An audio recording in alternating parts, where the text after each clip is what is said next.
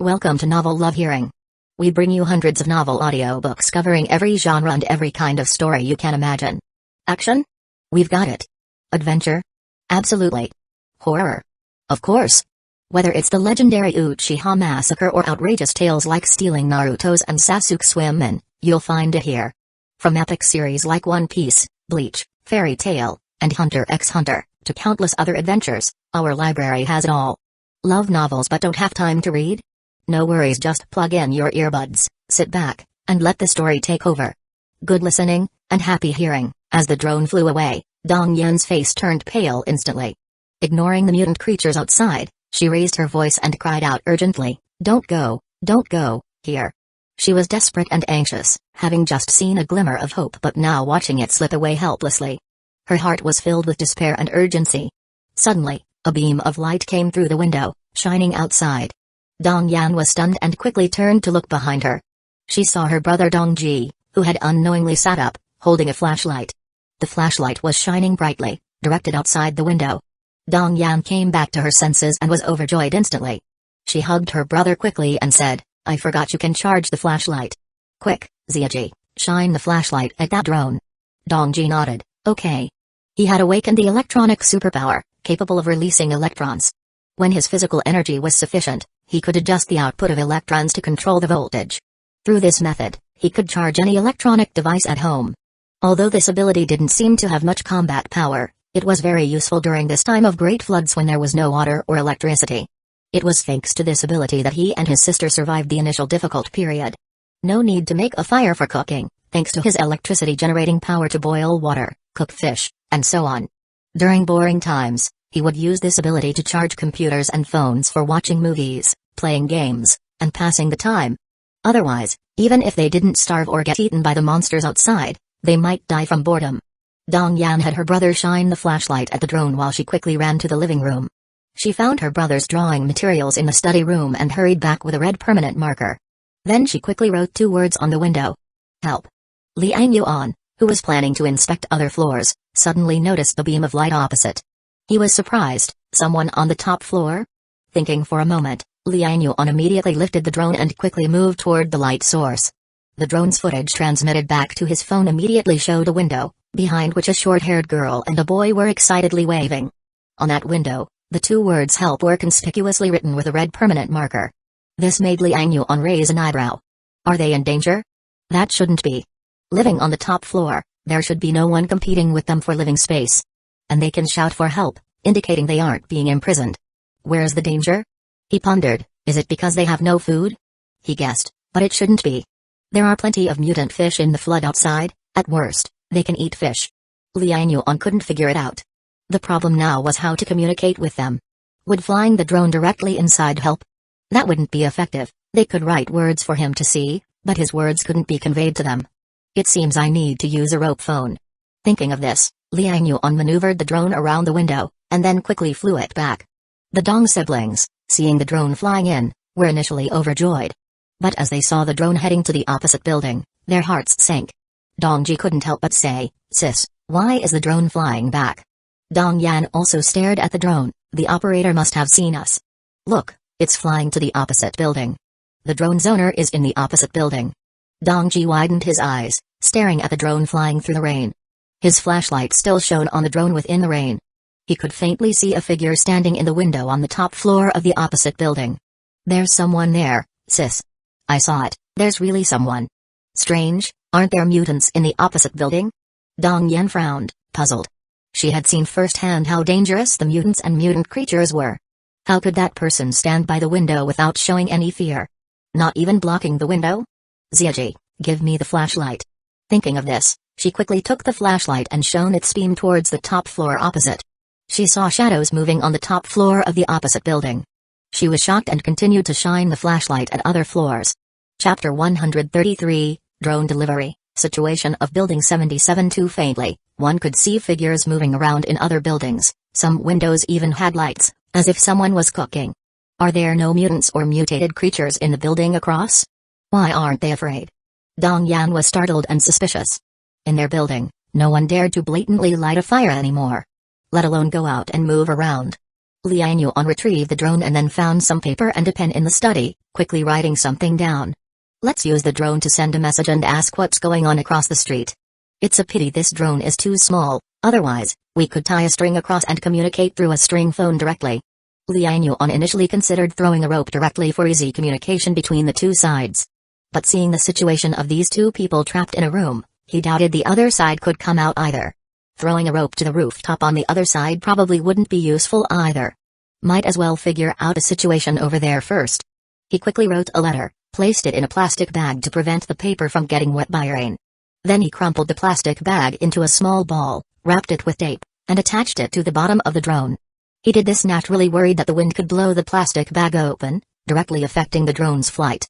After getting everything ready, Liang Yuan swiftly operated the drone, flying it towards the other side once again. The buzzing sound kept vibrating, and Dong Yan and Dong Ji, who were anxiously waiting, suddenly heard the noise, immediately thrilled as they looked out the window. Sis, the drone is back. I saw it, move back quickly, it's flying in. Dong Yan hurriedly stepped back, pulling her younger brother Dong Ji aside at the same time. The drone quickly landed inside the house, hovering in midair with a buzzing sound. Dong Yan rushed forward, waving at the drone. Hello, hello. She waved excitedly, but forgot that Liang Yuan couldn't hear what she was saying from the other side. Dong Ji, who was short, looked up at the drone and immediately noticed a plastic bag tied underneath it. He quickly reminded, Sister, there's something under the drone. Hearing this, Dong Yan squatted down to take a closer look and indeed saw the plastic bag attached underneath the drone. Her eyes brightened instantly. The people on the other side are trying to contact us through the drone. She immediately rushed over, reached out, and supported the drone. As she held the drone, Liang Yuan on that side automatically shut down the flight mode. Dong Yan immediately opened the plastic bag underneath and took out a folded piece of paper from it. On it was a series of small lines of writing. Hello, I am Liang Yuan, the owner of the drone, currently residing at Unit 3201 in Building 76. What's the situation over there? I saw the help message you wrote. What kind of trouble are you in? Is someone holding you captive? The drone has limited battery power and can't make frequent trips. To make communication easier, I will try to toss a rope to your rooftop. Can you come out of your room? If possible, perhaps we can set up a simple communication device using a rope and a bucket. Also, can you tell me in detail what's happening in the building across from us? Is there a superpower user bullying people? If there are superpower users, what abilities do they have? Also, how is your health? Do you need any assistance? The letter wasn't very long. Liang Yuan just wrote down whatever came to his mind. The main issue was inquiring about the situation in the building across. Whether there were any superpower users or the like. What kind of abilities these superpower users had. After reading the entire letter, a long-lost smile appeared on Dong Yan's face. Even though Dongji was only 8 years old, he could recognize quite a few words. He also finished reading the letter, and his young face was full of joy. Sister, he asked us what difficulties we have. Does he want to help us? Dong Yan replied, no matter what, he surely doesn't have bad intentions, otherwise he wouldn't trustfully send the drone in. Quickly, Ziaji, get some paper and a pen, we need to write back. Tell him there's no need to worry about the drone's battery, your superpower can charge electronic devices. Only by showing our value can we gain his help. Dong Yan promptly made a decision, quickly organizing her thoughts, and immediately started preparing to write back. They had no food at home, but plenty of paper and pens. Fortunately, her brother awakened his electronic superpower, otherwise, they would have used all the paper and pens as fuel for the fire. Hello, Mr. Liang Yuan, I am Dong Yan, the owner of Unit 77, and beside me is my brother Dong Ji. There's no need to worry about the drone's battery. My brother is a superpower user, his ability can charge electronic devices, please don't worry about that. We haven't eaten for 3 days. Could we borrow some food from you? Anything edible will do. I understand that food is precious now. We are really desperate. Please, as long as you can give us some food, we will meet any of your demands. My brother can charge your drone, phone, computer, any electronic device. He is very useful. Additionally, we are indeed trapped at home, not by superpower users but by mutants and mutated creatures in the building. I don't know if you are aware of mutants. In our building, some people have mutated. Some have survived and awakened superpowers. Others didn't make it and became mutated monsters. Chapter 133, Drone Delivery, Building 77 Situation 3. Besides mutant creatures, some small animals have also mutated. They have become man-eating monsters. There aren't many survivors left in the building, Everyone is hiding in their homes and doesn't dare to go out. Many people are on the verge of starvation. We can't leave home either. There's a mutant monster right outside my door. It used to be Wansong. He's turned into a man-eating monster, and we can't get out. The rope communication plan you suggested will be hard for me to implement unless you can send the rope into my house. Please, lend us some food. I'll remember your kindness for the rest of my life and repay you even if it costs me dearly. She wrote as tears began to flow from her eyes. What she needed the most right now was food. 3 days without food, only surviving on water, she and her brother couldn't hold on much longer. With tears in her eyes, she folded the paper, placed it into a plastic bag, and sealed it with tape. Then she lifted the drone and said to her brother Dongji, Ziaji, turn on the flashlight to signal the other side. Dongji nodded quickly, turned on the flashlight, and started flashing toward Liang Yuan's side. Liang Yuan noticed it and immediately restarted the drone. The wings hummed and the drone swiftly hovered into the air. Liang Yuan operated the remote control, rapidly flying the drone back. Before long, the drone had returned to his hand. Liang Yuan picked up the letter from the other side and read its contents, his expression changing. The situation in Building 77 is so dire. Mutants and mutant beasts have gained absolute dominance, and the owners inside are just hiding in their homes to survive? Liang Yuan couldn't help but feel a sense of relief. Fortunately, when he discovered Wang Yanmai's mutation back then, he had risked his life to kill her immediately. And when those mutant cats appeared, he knew they couldn't be allowed to stay. Otherwise, those mutant beasts would eventually evolve into man-eating monsters. If not for his foresight, Building 76 would probably be in the same dire situation as Building 77 now.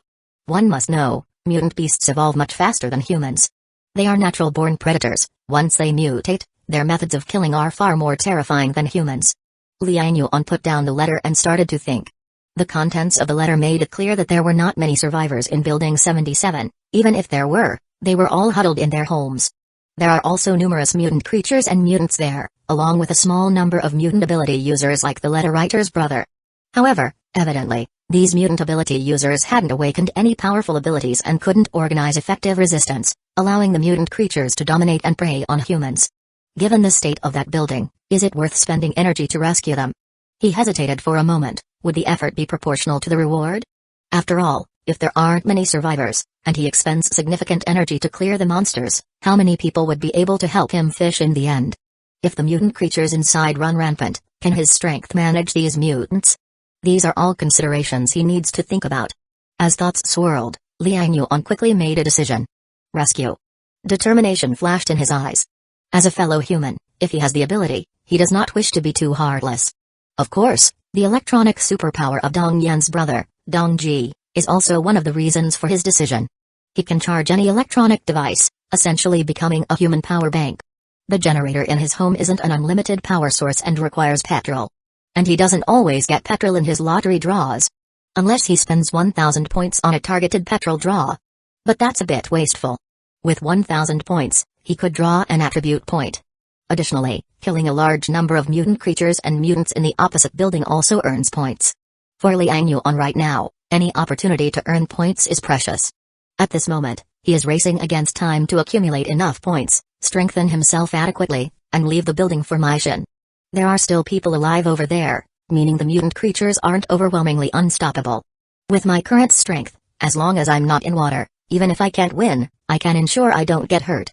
He had that confidence. The corridor and underwater are two different environments. He is confident to battle any mutant creature on solid ground. Except, of course, the monster bird that could rip through military transport aircraft and the terrifying octopus lurking in the depths.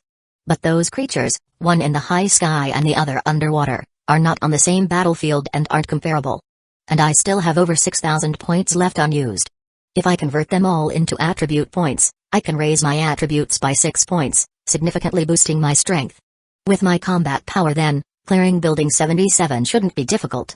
He pondered slightly, having made up his mind. Now there's one key issue left, how to get across.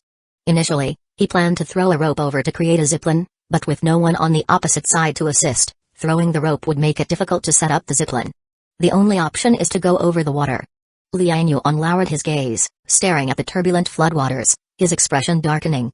Beneath the water's surface, countless mutant creatures lurk, unknown dangers abound. This is what worries him the most. Is that mutant octopus still lurking underwater?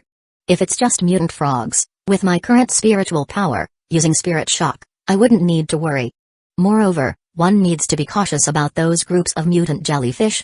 Liang Yuan casually retrieved some buns and rice from his inventory, packed them in a plastic bag, and attached them to the drone. Then he operated the drone to deliver the supplies to the other side. He also informed them that he would find a way to rescue them and told them not to lose hope in despair. Chapter 134, Monster Intelligence, Decision to Rescue Sister, a Drone. The drone is coming. Dong Ji lay by the window, and when he saw the drone returning, he became instantly excited. Dong Yan quickly opened the window to let the drone come in. When she saw the food hanging underneath the drone, Dong Yan burst into tears of joy. Food, it's food. Ziaji, he lent us some food. Oh my, it smells so good, sister, it's buns. They actually still have buns. My god, how do the people in the building opposite still have food? There's also rice, there's also rice. This handful of rice, if we save it, we can eat for 2 or 3 days. Pickled vegetables, there are also pickled vegetables. Dongji was still young. Upon seeing food, he could no longer control himself. He started looking through the food, cheering happily. Dong Yan, wiping her tears, muttered towards Liang Yuan's building, thank you, thank you. She untied the items and suddenly noticed there was also a letter inside. She quickly opened the letter to check it out. After reading the letter, her face revealed a look of shock and delight. He actually intends to rescue us? This. Can he really do it? Dong Yan's eyes sparkled. If the other party could indeed do it, then this building's people would really be saved. No, we can't just sit here, we must think of a way to cooperate with him. Her mind began to race, and she quickly found a piece of paper to write her response.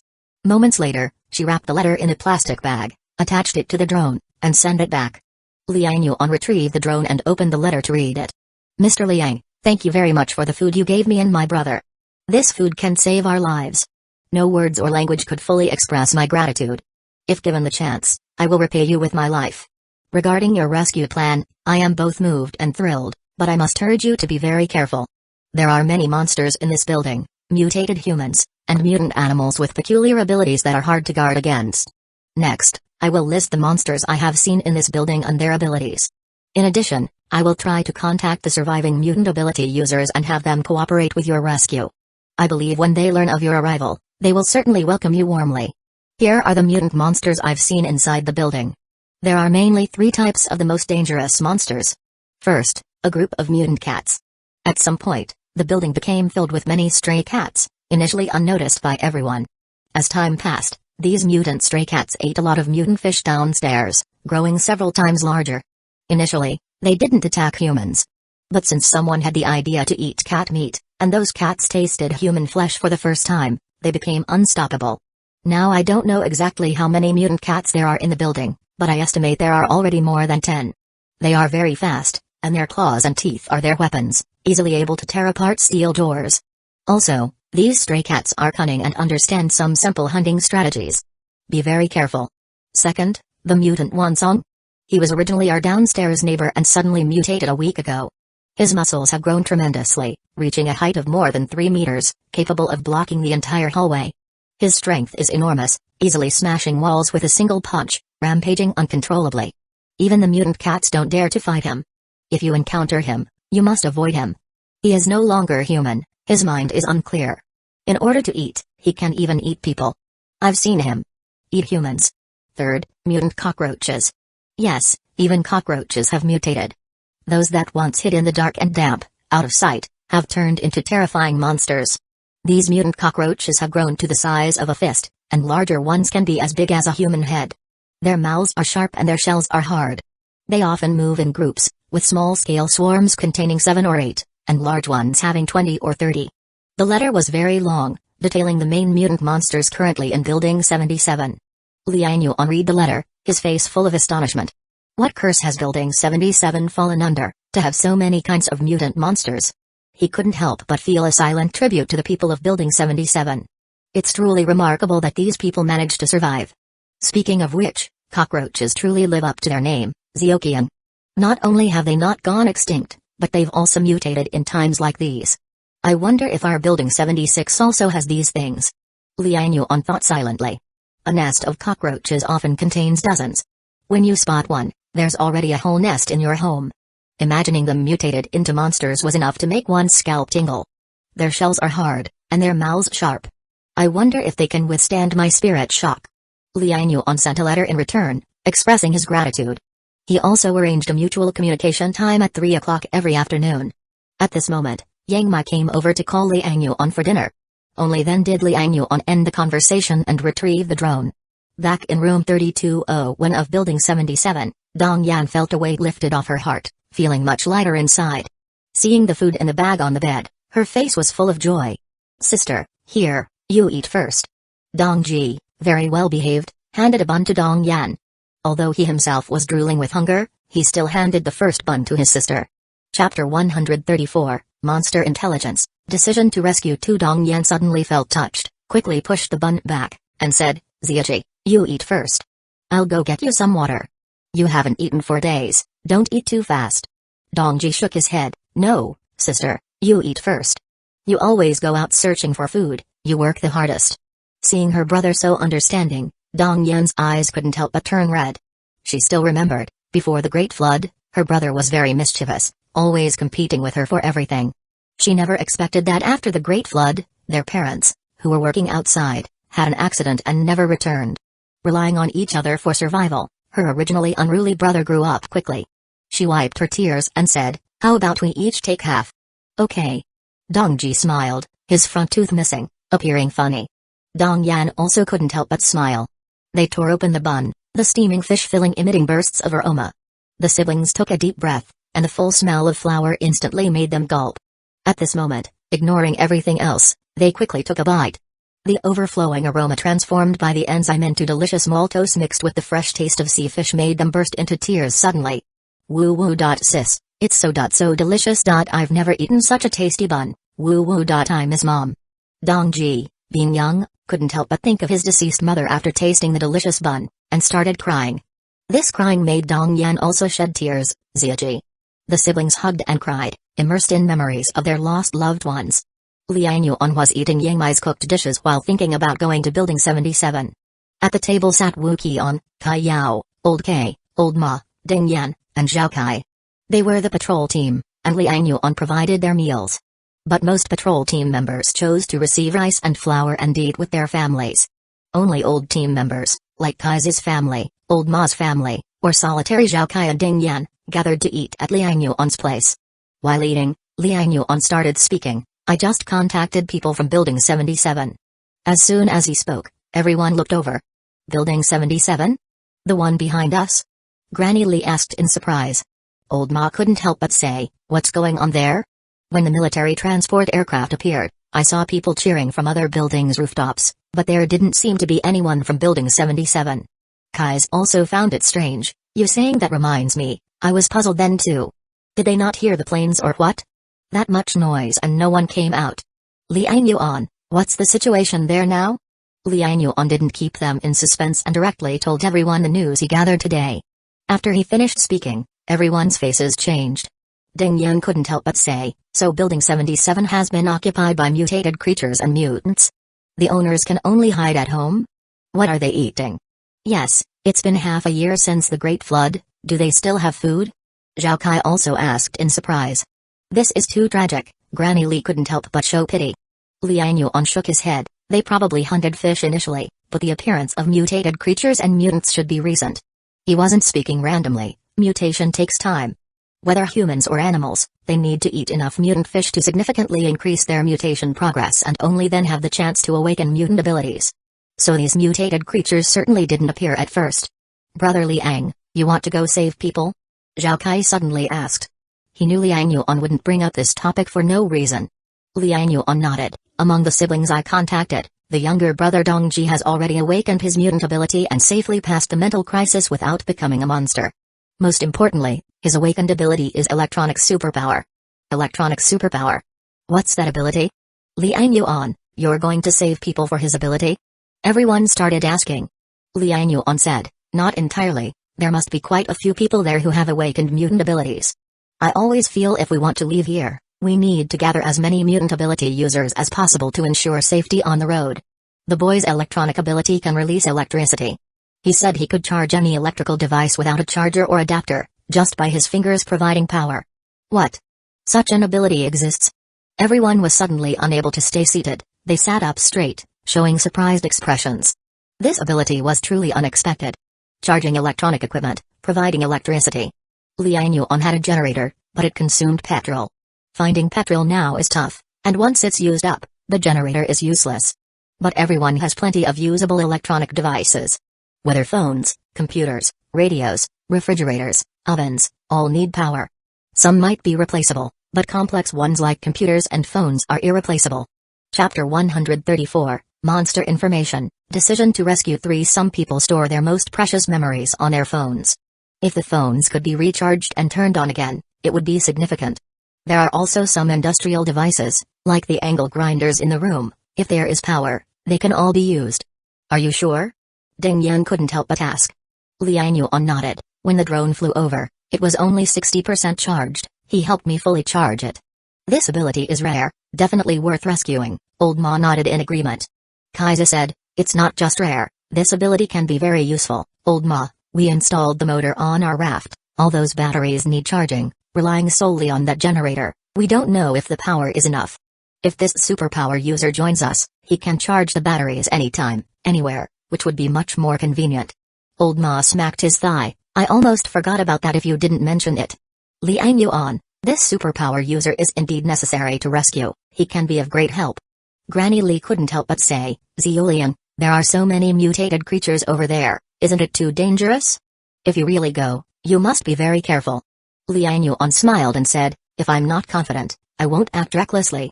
Let's do this time, as usual. Zhao Ke, you come with me. Before Liang Yuan finished speaking, Ding Yan suddenly said, I'll go too. Liang Yuan frowned and looked at Ding Yan, wanting to say something.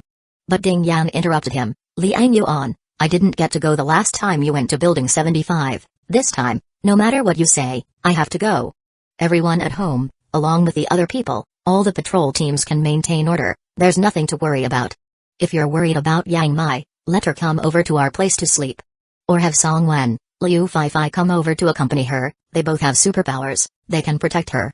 Ding Yan, in one breath, blocked all the things Liang Yuan was going to say.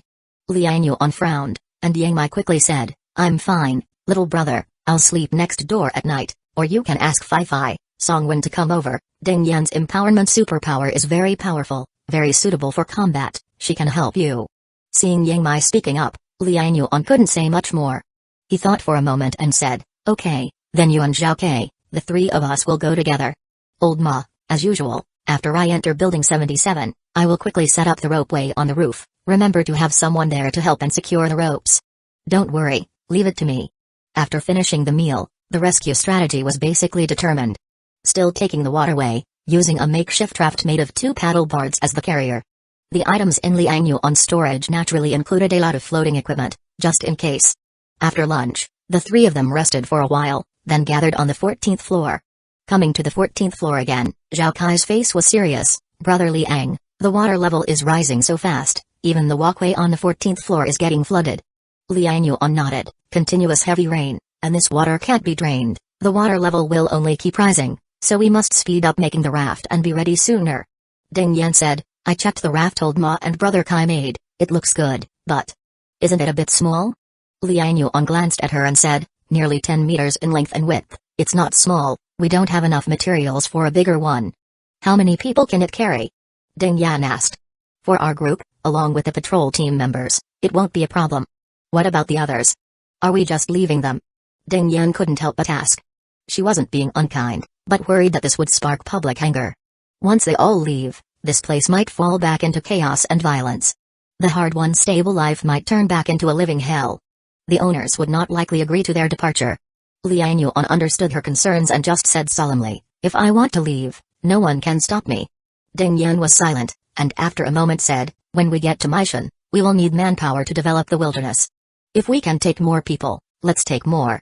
Liang Yuan nodded. Of course, after the first trip, if the road is confirmed to be not very dangerous, maybe we will come back to take another group. Of course, he didn't believe it himself, even the flood around the building had so many monsters. How many mutated creatures would be hidden in the farther floodwaters? How could this journey really be peaceful? Zhao Kai couldn't help but say, Sister Ding, don't you remember the faces of some people when the military transport plane came to the rooftop earlier? Some people are not worth saving, even if we want to, they might not be willing to take the risk with us. Ding Yan thought about it, and felt cold-hearted about Liu Qingfei's matter back then. She nodded. You're right, no matter what, Liang Yuan, I support you. Liang Yuan also smiled. Actually, in my heart, you all are the ones I care about the most. As long as you are with me, it doesn't matter if the others leave or not. Both laughed. As the paddleboard was lowered, Zhao Kai first flipped out the window and jumped onto the paddleboard. Liang Yuan and Ding Yan followed closely behind. This time, they didn't enter the water from the walkway because Building 77 was on the other side of Building 76, so they entered the water from the north study room of an empty apartment on the 14th floor. As the three paddled the boards, the raft slowly moved towards Building 77. Liang Yuan released his spiritual power, sensing the movements beneath the water. With the experience of entering the water last time, he was already prepared. This time he activated his spiritual power in advance, covering the surroundings. His 12 levels of spiritual power allowed him to perceive everything within a 12-meter range. The situation underwater was also clear to him. Chapter 135, Empowered Air Cannon. The three of them paddled quietly all the way and surprisingly crossed over 50 meters without any incidents. Soon, Building 77 was right in front of them. Suddenly, Liang Yuan's expression changed, and he shouted in a low voice, "Watch out!" Bang! A huge wave surged up from beneath the water. A strange fish with a spear-like mouth shot out rapidly. Before the three could react, the fish's spear-like mouth pierced into the paddleboard, its dorsal fin standing up like a flag. Liang Yuan's face darkened. He stomped hard, pushing firmly against the paddleboard that was about to flip over. Splashes. The paddleboard fell back down. In an instant, Ding Yan made her move, her hand flashing with light as she grabbed the fish's protruding mouth. She twisted violently. Crack. The spear-like mouth of the fish broke off instantly. It's a flagfish, everyone be careful. Liang Yuan shouted timely. With its mouth broken, the flagfish struggled fiercely, colliding with the paddleboard. The paddleboard was about to flip. Zhao Kai shouted, "Stop!" He pressed both palms forcefully on the paddleboard. Massive amounts of freezing mist gushed out from his palms. In an instant, the paddleboard froze solid, merging with the surrounding water surface. No matter how strong the underwater currents were, they couldn't move the paddleboard at all. Liang Yuan saw this and couldn't help but laugh. Well done. He praised. Clearly, Zhao Kai had thought carefully about how to control the paddleboard after experiencing a capsize last time. Freezing the paddleboard together with the water's surface was certainly the best way to stabilize it. Liang Yuan immediately focused, activating his spiritual power. Spirit shock. Bang. The flagfish that was struggling suddenly had its eyeballs burst, and with a muffled sound, it lost its vitality and sank to the bottom. Liang Yuan heard the notification of points being added and smiled slightly, then said, "Let's go." Zhao Kai withdrew the freezing mist, and the ice quickly melted as the three resumed paddling. Though the water was still wavy, they had no more scares or encounters with horrifying monsters. This was because the three paddled with all their might, crossing the 100-meter distance in just a few tens of seconds. The less time spent on the water, the lower the chance of encountering mutant creatures. Bang! The paddleboard bumped against the skybridge on the 14th floor of Building 77. Liang Yuan and the other two immediately leaped off the paddleboard, climbing onto the skybridge already flooded with water. Liang Yuan grabbed the paddleboard and stored it in his inventory, while he spoke. According to Dong Yan's information, the mutant cat group likes to gather near the water. This is the 14th floor, the closest to the water. We have to be careful. Our primary goal is to quickly reach the rooftop and set up a zipline. Once the zipline is ready, we'll have an escape route. Even if it becomes dangerous, we'll be able to retreat safely. Ding Yan and Zhao Kai nodded solemnly. This was the plan they had discussed earlier. Brother Liang, according to Dong Yan, the mutant Wansong should be outside her door. Let's avoid Unit 1 and go through another unit. Zhao Kai suggested. Ding Yan asked, "Do we know where those mutant cockroaches are gathering?" Liang Yuan shook his head. The letter didn't say, but cockroaches typically prefer dark, damp places like sewers and kitchens.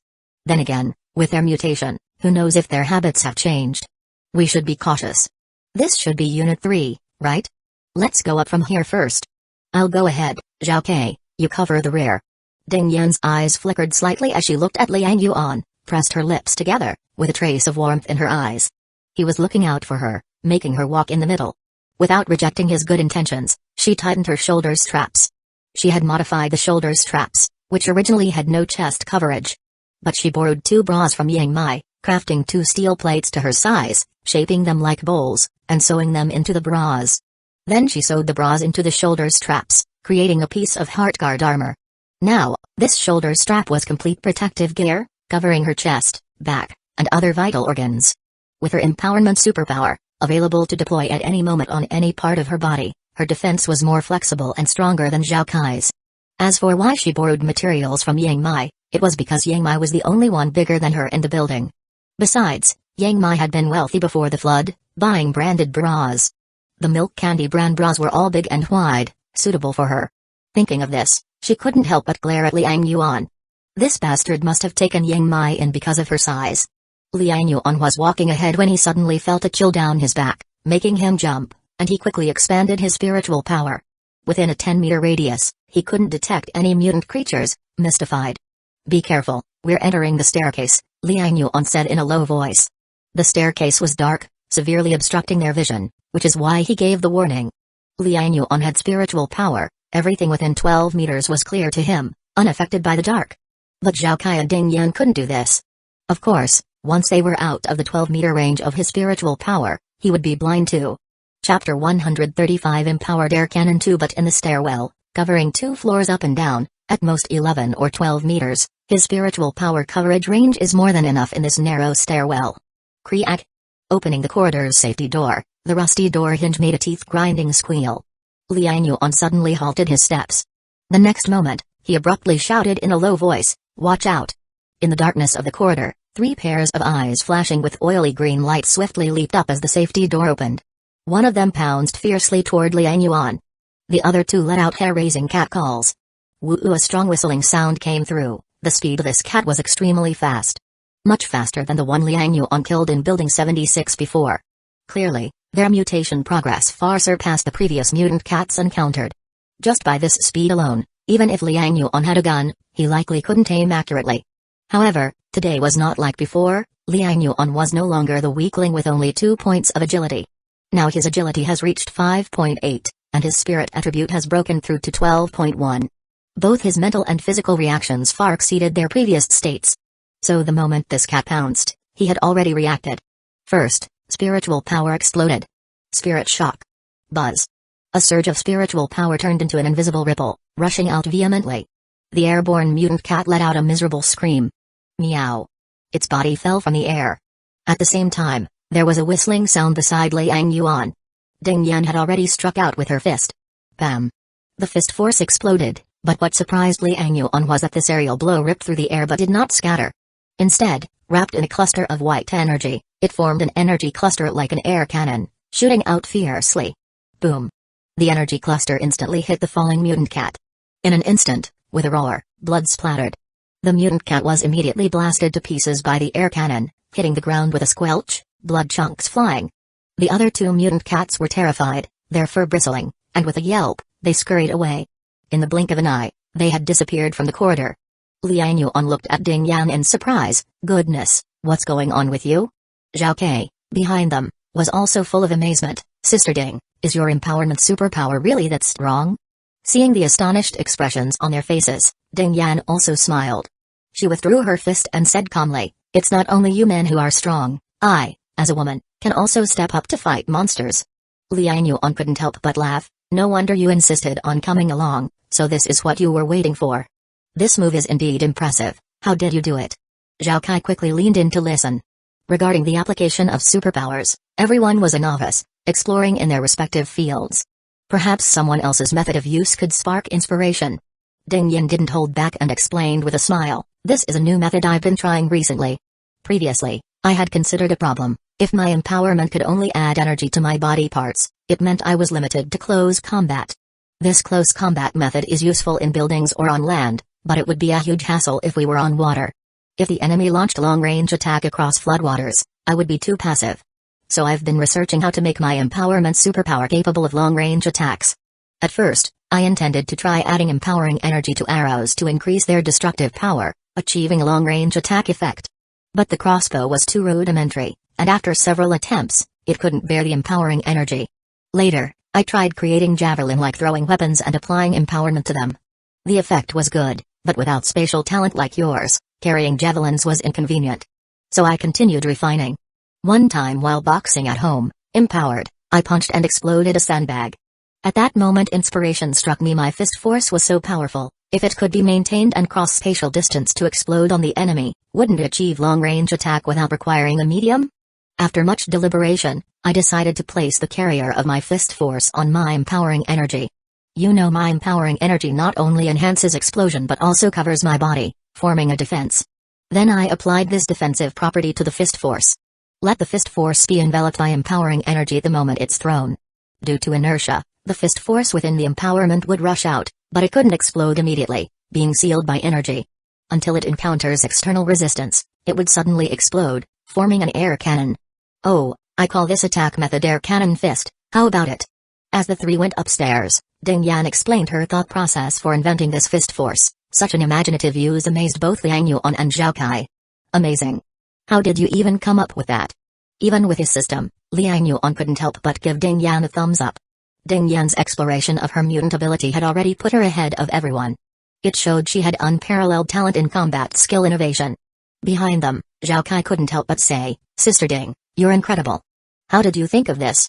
Chapter 135 Empowered Air Cannon 3 Can my frost superpower do it? Ding Yan said, the core of my air cannon fist lies in the empowering energy, which can wrap around the fist force, compressing it within an energy cluster for a short time so it cannot explode immediately. Only when encountering external resistance will the empowering energy burst, and the fist force inside will then explode, creating the effect of an air cannon. I don't know if your frost superpower can wrap around a fist force, that's something you need to test yourself. Upon hearing this, Zhao Kai seemed eager to give it a try. Liang Yuan, however, shook his head slightly. Zhao Kai, your frost superpower's characteristic is freezing, which leans more towards magic attacks rather than physical attacks. Ding Yan's air cannon, besides the short-term compression she mentioned, also relies on her punch being strong enough. If the fist force isn't strong enough, it won't break the empowering energy cluster and won't create the explosive effect. When Ding Yan awakened, her power and constitution significantly increased, which is related to her ability. Although you also experienced growth in power and constitution when you awakened, it likely wasn't as significant as Ding Yan's. I'm afraid you can't follow her path. Zhao Kai looked a bit disappointed upon hearing this, saying, Brother Liang, you're right. I just tested it, and it seems my ice fog can't wrap around my fist force. The key is, I can't generate the kind of explosive punch that Sister Ding can. Hearing this, Ding Yan patted his shoulder and said, everyone has different powers and different ways to use them. Your frost superpower has things that I can't do. Don't be so down, focus on honing your power and develop your version of the air cannon. Upon hearing this, Zhao Kai scratched his head and smiled, hey, I was just feeling emotional. Don't worry, Sister Ding, I know what to do. As the three of them talked, they quickly reached the 20-something floor level. They didn't stop at all along the way, even when they heard voices coming from some rooms. They rushed all the way to the rooftop. The three of them finally took a breath of relief. Liang Yuan glanced at the rooftop and saw many flower pots and plastic boxes. He immediately smiled, there are quite a few potted plants here. Let's look around. Maybe we'll find some mutated fruit. Ding Yan and Zhao Kai were instantly energized. They all knew that Liang Yuan had found mutated fruit on the rooftop of Building 76 before. It was after reading that mutated fruit that Zhao Kai awakened his frost superpower. Zhao Kai, you search over there, I'll search this side, Ding Yan quickly said.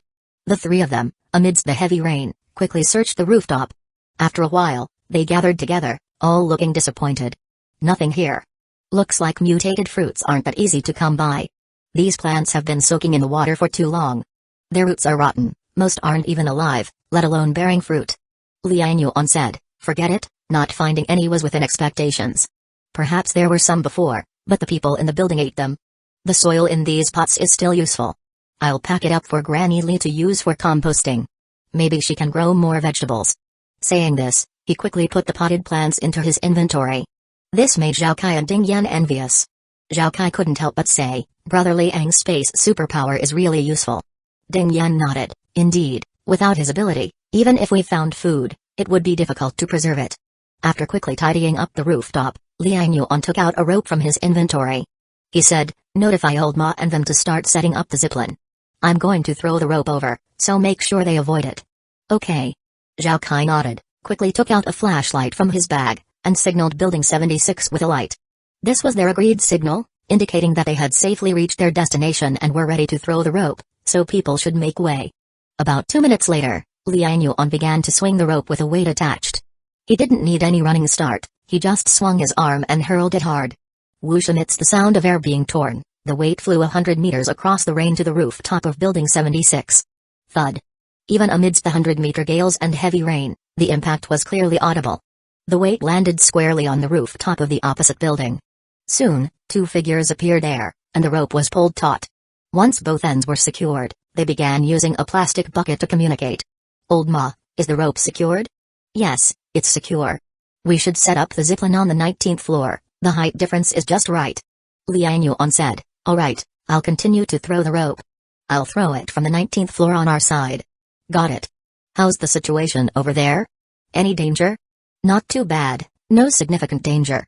We haven't retrieved the people yet, so we'll set up the zipline first. Okay, be safe.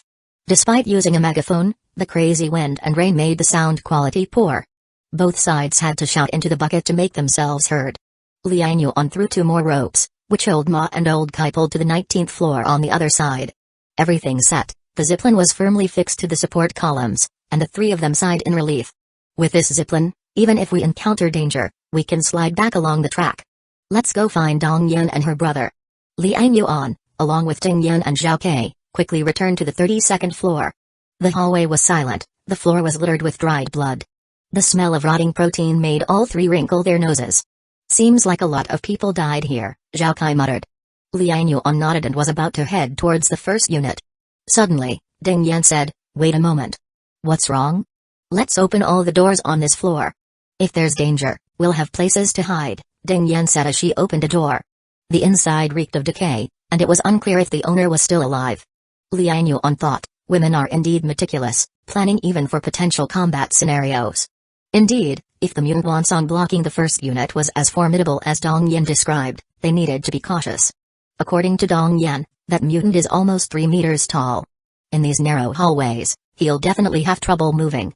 If we can't fight him head-on, we can hide in the rooms to slow him down. Ding Yan's words made Zhao Kai and Liang Yuan nod in agreement as they opened nearby doors. But when they opened 3204 in the second unit, they suddenly heard a trembling voice inside. Who? Chapter 136, The Terrifying Flesh Mountain Mutant. Someone's here. Ding Yan immediately stepped back and mouthed the word someone's here. Liang Yuan and Zhao Kai also stopped, exchanged glances, and Liang Yuan took the initiative to speak to the people inside the house. Sorry, we are leaving now. He didn't want to complicate things. At this moment, it's better not to provoke strangers. If there was a mutant ability user inside, a misunderstanding might lead to a fight, causing a big commotion. Saying this, he took Ding Yan and Zhao Kai and retreated, planning to head towards the opposite door. But then, a voice came from inside. Wait a moment, are you from Building 76 across from here? Are you the Liang Yuan mentioned by Dong Yan? The person inside suddenly became excited, speaking in a low and hurried voice. Liang Yuan and the others immediately showed expressions of surprise. Liang Yuan's eyes flashed, and he quickly replied, I am Liang Yuan, who are you? Click. The door opened directly, and inside, a thin young man looked outside nervously and excitedly. Seeing the three of them, he was slightly stunned and then quickly said, Who is Mr. Liang Yuan? I am. Liang Yuan stepped forward. The man hurriedly said, Hello, Mr. Liang. I am Gu Feng, a childhood friend of Dong Yan. She told me you would come, I didn't expect you to arrive so soon. Liang Yuan raised an eyebrow, puzzled. Dong Yan told you? She's trapped at home, unable to leave. How did you communicate? Gu Feng, about 1.72 meters tall, looked very thin due to long-term malnutrition. His features were somewhat handsome, but perhaps due to long-term neglect, he appeared rather untidy. Upon hearing Liang Yuan's words, he hurriedly said, Didn't Dong Yan tell you? She has a superpower, she can use mind link to communicate with people nearby. Liang Yuan was stunned. She has this ability? Yes, her mind link is very powerful. It can not only facilitate long-distance mental communication but also soothe the emotions of mutant creatures. Recently, Wansong mutated and started killing and eating people everywhere. If it weren't for her using mind link to forcibly soothe Wansong, we would all be dead. Previously, she was the only one who could use this ability to go downstairs and catch fish to eat. Those mutant cats wouldn't attack her. If she hadn't caught fish and shared them with us survivors, I fear. Gu Feng's eyes reddened, clearly imagining a terrifying outcome. Liang Yuan didn't expect that Dong Yan and her sibling would both be mutant ability users and that she would be so kind to catch fish for her neighbors. Ding Yan suddenly asked, Then why is she blocked at the door by that Wansong? Gu Feng quickly replied, I heard her say that she repeatedly used Mind Link to soothe Wansong's emotions, leading to Wansong apparently becoming dependent on her. Thus, Wansong followed her and blocked her home. Are you going to eliminate Wansong? He is in Unit 3201. I can help you. Liang Yuan looked at Gu Feng in surprise, asking, how can you help? Ding Yan and Zhao Kai were also surprised. This person was trapped at home and couldn't go out, yet he said he could help them, which was hard to believe. Gu Feng hurriedly said, I am also a superpower user. I can exhale smoke, create a fog, and block his view. Afraid of disbelief, he quickly opened his mouth and exhaled towards the corridor. Whoosh! Instantly, white smoke billowed from his mouth, and soon the corridor was filled with white fog. The fog was thick, and even though Liang Yuan and the others stood together, they could only see each other's blurry figures. Zhao Kai was surprised and couldn't help but say, with this ability, how are you still trapped at home? Ding Yan also wondered, with this ability, you can completely avoid Wansong and go downstairs to catch fish. Gu Feng opened his mouth and inhaled, and the white smoke in the corridor was immediately sucked back by him. He then smiled bitterly, I can avoid Wansong, but I can't avoid the mutant cats on the first floor. Those mutant cats not only have good eyesight but also a keen sense of smell. Even in the fog, they can accurately find my location. Liang Yuan and the others understood. This young man named Gu Feng, although awakened to his superpower, seemed to only have fog-making ability, which didn't seem to have any combat power. No wonder he could only hide at home, relying on Dong Yan. Liang Yuan asked, in this building, besides you and Dong Yan and her sibling, how many people are still alive? Do you know? I don't know either. I only know that on this floor, only Dong Yan and her sibling and I are still alive. Others were either eaten by Wansong or escaped downstairs. Before the mutant creatures appeared, there was a group of people in the building, relying on physical strength to form gangs and bully others. Many people were killed by them, and then someone went mad, awakening mutant abilities and becoming monsters, killing everywhere. The number of survivors decreased, and we dared only hide at home. Who knew home wouldn't be safe? Mutant cockroaches swarmed from the sewers, and now we have blocked the sewers. Following Gu Feng's explanation, Liang Yuan understood that very few people were still alive in Building 77. Those who survived would only be superpower users. Right, Dong Yan might know. She has always taken risks to find food and help others. Mr. Liang, are you really confident about killing Wansong, the human-eating monster? Gu Feng looked nervously at Liang Yuan and the others, worried. Chapter 136, The Terrifying Flesh Mountain Mutant 2. It seems that Liang Yuan's trio doesn't look very strong. Liang Yuan said in a deep voice, we'll have to try to know. Okay, do you need my help? Liang Yuan thought for a moment, once we enter the unit, you are responsible for exhaling smoke to conceal our figures. Once we start fighting, you just run, you don't need to worry about anything else. Alright, okay. Gu Feng nodded quickly, finding this task not difficult. Immediately, he followed the trio of Liang Yuan, leaving the room together. However, he didn't shut the door, thinking he could run back immediately. The trio entered the unit hallway. The hallway floor was pitted and cracked everywhere, with signs of heavy objects stepping on it. Blood was splattered on the ground, and there were bones bitten to pieces, emitting a stench that made people nauseous. Such a tragic scene made the faces of Liang Yuan, Ding Yan, and Zhao Kai look unpleasant. Gu Feng's eyes reddened, and he said in a low voice, these are the people Wansong ate after turning into a monster. None of the trio spoke, quickly arriving at the end of the unit. Before getting close, terrifying breathing sounds could be heard behind the safety door. The breathing sounded like a blower. Ushhh. It sounded like snoring. The group exchanged glances, and Liang Yuan reached out to gently press the safety door. The safety door moved, making a slight sound of rusty friction. The four instantly felt their hearts tighten, and Liang Yuan's arm paused for a moment. He listened attentively to the breathing, still even and strong, seemingly undisturbed. Liang Yuan breathed a sigh of relief, continuing to pull the door. In the sound of wind and rain, the heavy security door slowly opened. What came into view was not an entryway, but a dark red human-shaped meat mountain. The meat mountain was piled together like stones, forming a human figure. It lay in the hallway, its massive body filling the corridor completely. He was holding half a corpse in his hand. It was the lower half, judging by the remaining clothing, seemingly a woman. Bloody fresh blood dripped in the corridor, with the stench of rotting protein making people nauseous. Apart from its humanoid shape, the monster's body showed no resemblance to a person. Its large size and full muscles were covered with veins like small water pipes all over. Its head was hidden in the large trapezius muscle, appearing tiny. Liang Yuan took a deep breath and signaled to Gu Feng. Gu Feng immediately nodded and exhaled. A large amount of white mist quickly spread, soon enveloping the entire unit hallway. The entire unit hallway instantly became hazy, and visibility was greatly disrupted. Liang Yuan said nothing, his spiritual power slowly spreading out, converging towards the meat mountain monster. He planned to use Spirit Shock directly to see if he could explode the monster's head. Buzz. As he suddenly launched Spirit Shock, the spiritual power violently surged inside the monster's head instantly. Roar. The next moment, the monster named Wansong let out a sharp scream. It held its head and smashed into the surrounding walls. Boom.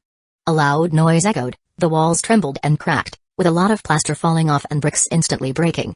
Liang Yuan immediately shouted, "Attack!" He grabbed a sharpened steel bar and charged forward. In the fog, he thrust hard. Bang! The steel bar fiercely stabbed into something, but the next moment it felt like it hit a tire. Even inserting slightly, it couldn't go deeper. Liang Yuan was astonished, feeling a huge force from the steel bar. Roar! A monster's roar echoed, and Liang Yuan was thrown with the steel bar into the air. The fog churned, rolling. The monster had gotten up, and the steel bar Liang Yuan had stabbed was in its leg. As it lifted its leg, it directly sent Liang Yuan flying. Liang Yuan's face changed drastically, immediately letting go, his figure leaping in the air, wielding another steel bar. Bang! The steel bar inserted into the wall outside the hallway, hanging him in the air, narrowly avoiding falling. He didn't hesitate, urgently shouting, "Don't fight hard, its defense is strong and its power is great." At this time, Ding Yan had already acted, several meters away, her fist glowing with empowerment. She shouted, "Air Cannon Fist!" Boom! The empowerment light sphere, with a halo, explosively shot out. Tearing through the fog, the white mist churned and spread. The air cannon hit the chest of the meat mountain monster. In an instant, the empowered fist force exploded like a small cannonball. The monster's figure paused slightly, then patted its chest, letting out an angry roar. Roar! The terrifying roar came, and a huge sound wave surged from its mouth. The sound wave, as if substantial, instantly dispersed the white mist. At that moment, the hallway was cleared of a large swath of fog. This scene made both Zhao Kai and Ding Yan's faces change drastically. Ding Yan also noticed that her killer move, the air cannon, only scratched its skin slightly, allowing a bit of dirty blood to flow. "Retreat quickly!" Liang Yuan shouted, immediately moving his figure, leaping from the outer wall to the monster's back. His hand somehow already holding two steel bars from the inventory. His 5.9 powerfully exploded, raising his arms and fiercely stabbing the monster's temples on both sides. Chapter 136, The Terrifying Flesh Mountain Mutant 3. That monster sensed something, suddenly lowered its head to dodge, while its arms whooshed towards its neck. Bang! Bang! The two steel rods didn't pierce the monster's temples, instead, they were driven into its trapezius muscles on both sides. However, the powerful trapezius muscles had an extremely high density, and even though Liang Yuan used all his strength, he could only pierce less than 10 centimeters. At this moment, the monster's hands came at him, and Liang Yuan, not bothering to pull out the steel rods, directly let go and quickly landed on the ground. At the same time, the Spirit Shock skill was activated again. Buzz! The monster's movements suddenly froze, and then it clutched its head, wailing in pain. Roar! It opened its mouth and bellowed, wailing miserably, the terrifying sound wave surging, and the fog completely dispersed. Simultaneously, the monster, driven mad by the pain, wildly crashed around clutching its head. Boom! Boom! Boom! The tiles and floor in the corridor exploded one after the other, revealing the steel reinforcements inside. Liang Yuan was shocked and furious. The monster had been struck twice by his spiritual shock, yet it was still alive. Roar! The monster, in a frenzy of rage, suddenly grabbed the exposed steel reinforcement of the corridor and yanked hard. Bang! Bang!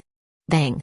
The floor of the corridor exploded and turned over like building blocks, causing half of it to collapse instantly. The meat mountain monster grabbed the steel bars, lashing out frenziedly in all directions. Wherever the steel bars swung, booms resounded continuously, creating deep gouges in the cement walls in an instant. At this point, Ding Yan and Zhao Kai had no thought of counterattacking, they practically hugged the ground as they retreated swiftly. How can there be such a terrifying mutant? Ding Yan's face was extremely grim. Zhao Kai quickly added, "Are the monsters outside all this terrifying now?" Gu Feng had already fled back to his home in the second unit after exhaling the smoke earlier. At this moment, Zhao Kai and Ding Yan, watching the rampaging monster, dashed toward the nearest rooms. The chaotic crashing sounds from outside made their hearts race with fear. Liang Yuan also quickly retreated, running into the hallway of the first unit. Having lost track of Zhao Kai and Ding Yan, the meat mountain monster immediately turned around, set its sights on Liang Yuan. Its pair of ghastly eyes were filled with blood and rage. Liang Yuan furrowed his brows deeply. Having invoked spiritual shock twice in a row, his spirit was significantly drained. But there was no time to worry about this. The monster's physical defense had already reached its peak, and his power wasn't enough to break through. The only thing that could work was a spiritual attack. One more time. A ruthless look flashed in Liang Yuan's eyes as he fiercely gathered his spiritual power, and in an instant, spiritual shock was launched. Buzz. Buzz. Buzz. The rampaging spiritual shock shook the monster's mind incessantly. 3 successive spiritual shocks. Like a torrential storm, it crazily assaulted the opponent's mind. The monster immediately howled in agony, clutching its head, crashing wildly into the surrounding walls. Rumble. The entire building trembled as it crashed into the floor of the corridor again. In an instant, the entire corridor collapsed with a thunderous roar. Crash. The Meat Mountain monster, along with bricks and slabs, fell with a crash onto the corridor of the 31st floor. The impact caused extensive fractures on the corridor of the 31st floor. It was unclear whether the monster was too heavy or the building was poorly constructed. The 31st floor corridor, trembling and rumbling, emitted another resounding crash, breaking apart directly. The monster's body rolled and sank downward once more. But this time, it wasn't lucky, its body tilted and it fell straight towards the water. Yes. Seeing this scene, Liang Yuan's eyes lit up instantly with joy. As long as the monster fell into the water, the depths of those dozens of meters would either have it devoured by mutant fish or drown it for sure. Ding Yan, Zhao Kei, and Gu Feng, all crouching by the window of 3204, witnessed this scene with their own eyes and they also burst into wild joy. We're going to win. Ding Yan couldn't help but clench his fist. However, the next moment, everyone's expressions changed. They saw the Meat Mountain monster, which had been about to crash into the building, stretch out its muscular arm and grab the wall. Crash. In an instant, the outer wall shed in chunks, bricks cracked and ripped apart. The Meat Mountain monster roared, its other arm also plunged into the wall. The windows, glass, and walls along its path all exploded and slid off, falling into the raging floodwaters below. Finally, the monster's fall slowed abruptly, hanging steadily around the 19th floor. There seemed to be someone hiding in a room on the 19th floor. The sudden loud noise scared someone inside the 19th floor into a scream of terror. The next moment, the Meat Mountain monster roared and thrust its arm into the window. With a swift motion, it yanked a woman out from that room. The woman screamed in terror, her cries heartrending, as she was held in the monster's palm. The monster opened its mouth and fiercely bit towards the woman's head, with a crunching sound. It seemed to bite off the woman's upper body. Blood sprayed from the corners of its mouth as it chewed continuously, producing horrifying gnawing sounds. As it kept devouring the flesh and blood, its injuries visibly healed rapidly. Standing at the broken corridor on the 32nd floor, Liang Yuan witnessed this scene from afar, a look of extreme distress on his face. This monster, it's actually relying on eating flesh and blood to constantly grow muscles and increase its combat power. How many people in this building have been eaten by it? Liang Yuan found it hard to believe, what kind of mutation and evolution could turn a creature that was originally human into a man-eating monster? The Meat Mountain monster, chewing with its head raised, scanned the area and immediately spotted Liang Yuan on the 32nd floor corridor. Instantly, its bloodshot eyes erupted with intense hatred. It lifted the half-eaten corpse in its hand and hurled it fiercely towards the 32nd floor. Whoosh! The half-eaten corpse whistled through the wind, with blood and flesh spraying through the air. Liang Yuan quickly took a few steps back. With a thud, the half-eaten corpse crashed directly onto the broken corridor. In an instant, the huge inertia made the corpse's flesh and blood explode, turning into blood pulp. Blood splattered, spraying towards Liang Yuan. Chapter 137, Killing the Meat Mountain Monster. Dong Yan's ability. Liang Yuan's gaze hardened, and in an instant, a telekinesis wall appeared in front of him. Thud, thud sounds followed as the flesh and blood fragments hung in midair, seemingly smashing into an invisible, high-definition glass, floating forcefully. Liang Yuan's eyes twitched, a cold killing intent also appeared in his eyes. Beast! Liang Yuan roared, grabbed a giant rock from the ground, and slammed it towards the monster climbing up. Boom! The monster waved its giant, fan-like hand and sent the rock flying with a smash. Liang Yuan was undeterred, kicking another piece of concrete. Crash! The concrete shattered, and Liang Yuan kept kicking, sending chunks continuously at the monster. Meanwhile, Ding Yan punched from the windowsill, unleashing air cannons downwards. Bang, bang, bang. Violent explosions roared incessantly. The Meat Mountain monster seemed enraged. It shrank its head, letting the concrete chunks hit, climbing crazily with all limbs like a crawling creature. In the process, It casually crushed walls, inserting its hands and feet into them. Within moments, it had climbed to the 24th floor. Liang Yuan shouted towards the window of 3204, "Zhao Kai, freeze it." Zhao Kai was ready, placing his hands on the window sill. Instantly, large areas of ice fog spread rapidly. The damp walls were covered in ice, spreading quickly downwards. The pouring rain outside hit the building walls, freezing into ice blades due to the ice fog. Crackle, crackle. Ice chunks slid down continuously, smashing towards the meat mountain monster below like countless ice sabers. The meat mountain monster stretched its arm to grasp the wall. Suddenly, it slipped and lost control, falling downwards. The ice-covered wall became much harder and too slippery to hold. The meat mountain monster couldn't grasp it. Furiously, it pounded the wall, causing thunderous noises. In a blink, it had smashed a large hole. It then squeezed into the hole, trying to enter the building. Seeing this, Liang Yuan's eyes flashed a ruthless look. We can't let it inside. Once it gets in, killing it will be much harder. Liang Yuan pressed his forehead, his spiritual power nearly exhausted. But there was no time to hesitate, he had to use spirit shock again. This was the only method to harm the monster. Liang Yuan took a deep breath but didn't move immediately. He quickly retrieved a rope from his storage, tying a sharp steel rod to one end. Then he took out a massive solar water tank from the storage. It was a several-ton stainless steel tank from the rooftop. Liang Yuan tied the other end of the rope to the metal frame of the tank. He grabbed the steel rod, aiming at the meat mountain monster partially inside the building below. "Monster, die!" Liang Yuan roared, lifting his arm, veins bulging, muscles tight. He hurled his arm like throwing a javelin. At peak acceleration, he released his fingers. The steel rod turned into a blur, piercing the air. Whoosh, a sharp whistling sound erupted. The steel rod tore through the air like a high-speed bullet, shooting towards the meat mountain monster below. Splurt. Roar. The rod pierced the meat mountain monster's leg, exceeding even Liang Yuan's peak strength due to gravity. The steel rod embedded deep into the monster's thigh, more than halfway in. The monster roared painfully, trying desperately to enter the building. It was almost inside. Liang Yuan's eyes widened, telekinesis activated. He wrapped the rope around the monster's foot in quick circles. Not waiting for the monster to enter fully, he kicked over the water tank beside him. Clang! The tank rolled and fell off the broken bridge, plunging into the flood below. Whoosh! Under immense gravity, the multi-ton tank pressed the air, creating turbulent wind. The rope instantly tightened, pulled straight. Meanwhile, the meat mountain monster inside suddenly felt its foot tighten. A massive force yanked its ankle, dragging it outside. Roar. The meat mountain monster roared furiously, grasping inside desperately with all its limbs. The floor cracked under its grip, its massive body sliding uncontrollably outwards. Until it reached the broken wall's edge, clinging to the floor tightly. The rope pulled straight, the tank dangling midair. The multi-ton tank, hanging on the monster, couldn't drag it into the flood below. Liang Yuan watched, eyes sharp. Now's the chance. He jumped from the 32nd floor bridge. Thud. He landed on the 30th floor bridge. With a constitution of 8.8, this height was nothing to him. Without stopping, he jumped again, quickly descending. This time, he landed on the 28th floor air conditioner unit. Holding the unit with one hand, he sensed his spiritual power reaching the 24th floor meat mountain monster. Chapter 137, Killing the Meat Mountain Monster. Dong Yan's ability 2. He instantly mobilized his limited spiritual power. Spirit shock. Buzz. His spiritual power erupted, sweeping away instantly. The meat mountain monster had been struggling upward with all its might, even seen tugging a several-ton water tank, climbing back up. But at this critical moment, something violently struck its head.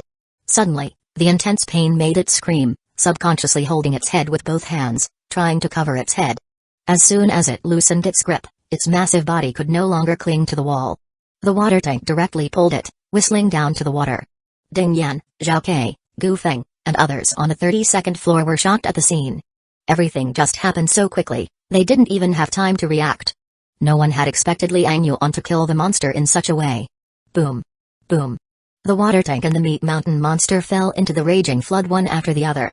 In an instant, it created gigantic waves, splashing several meters high. The monster roared in the waves, struggling with its hands. However, the water tank sank straight down, pulling the monster, submerging it immediately. In the dim light, the flood churned, and everything vanished in an instant. Water and fire are ruthless. This roaring flood seemed like an endless giant mouth, devouring everything. Liang Yuan heaved a sigh of relief, quickly turned over, and crawled into the room from the window. Upstairs, Ding Yan's voice faintly called out, seeming to ask if he was injured. The sound of the wind and rain was too loud to hear clearly. Liang Yuan felt the severe depletion of spiritual power in his mind and couldn't help but ponder a question. This monster, after devouring so much flesh, did it not only enhance its body but also strengthen its spirit? Otherwise, there's no reason it took 5 or 6 spirit shocks from me and still didn't die. If this thing didn't go mad and survived, how terrifying would its awakened superpower be? Could it continuously strengthen its body and spirit just by constantly eating? Thinking of this possibility, Liang Yuan couldn't help being amazed. It seems he really can't underestimate other superpower users just because he has the lottery system. These mutant ability users have all kinds of strange superpowers. There might be some extremely abnormal superpower among them. Mr. Liang, are you alright? Mid-sentence, as Liang Yuan returned to the 29th floor, a voice suddenly echoed in his mind. It was a woman's voice, but he had never heard it before. He couldn't help but show a slight change in expression, immediately stopping in his tracks, and looked around warily. The dark corridor was damp and stinky. But there was no one around. That voice seemed to appear in his mind out of nowhere, with no perceptible source. Who? Liang Yuan growled coldly, instantly spreading his spiritual power. He was slightly worried. The battle with the monster earlier had drained his spirit shock power several times, depleting his spiritual power to the bottom. Though his constitution was as high as 8.8 points, and his recovery power was fast, the rest time was too short, and his spiritual power hadn't fully recovered yet. If an enemy monster appeared now, it would be a disaster. However, the voice in his mind once again reassured him greatly. Mr. Liang, it's me, Dong Yan. Sorry for scaring you, I forgot to tell you, I'm a mutant spiritual power user with the Mind Link ability, and I'm talking to you through it now. Liang Yuan breathed a sigh of relief, finally remembering Dong Yan's ability. He immediately headed upstairs, saying quickly, the mutant you mentioned, Wansong, has already fallen into the water, you should be safe now, and can come out anytime. Dong Yan quickly said, we saw it, thank you, Mr. Liang. It was really dangerous just now, I didn't know Wansong was so terrifying, nearly got you all in trouble. The situation is resolved. I will stay in Building 77 for a while to help with some mutant monsters. Ah. Really? That's great. I don't know how to thank you enough. Through the mind link, Liang Yuan continued to communicate with Dong Yan while climbing the stairs. Soon, he returned to the 32nd floor, but didn't see Dong Yan and her brother. He couldn't help but wonder, are you still in the room? Dong Yan said helplessly, Mr. Liang, the door was damaged by Wansong earlier and is now stuck in the wall, we can't open it from inside.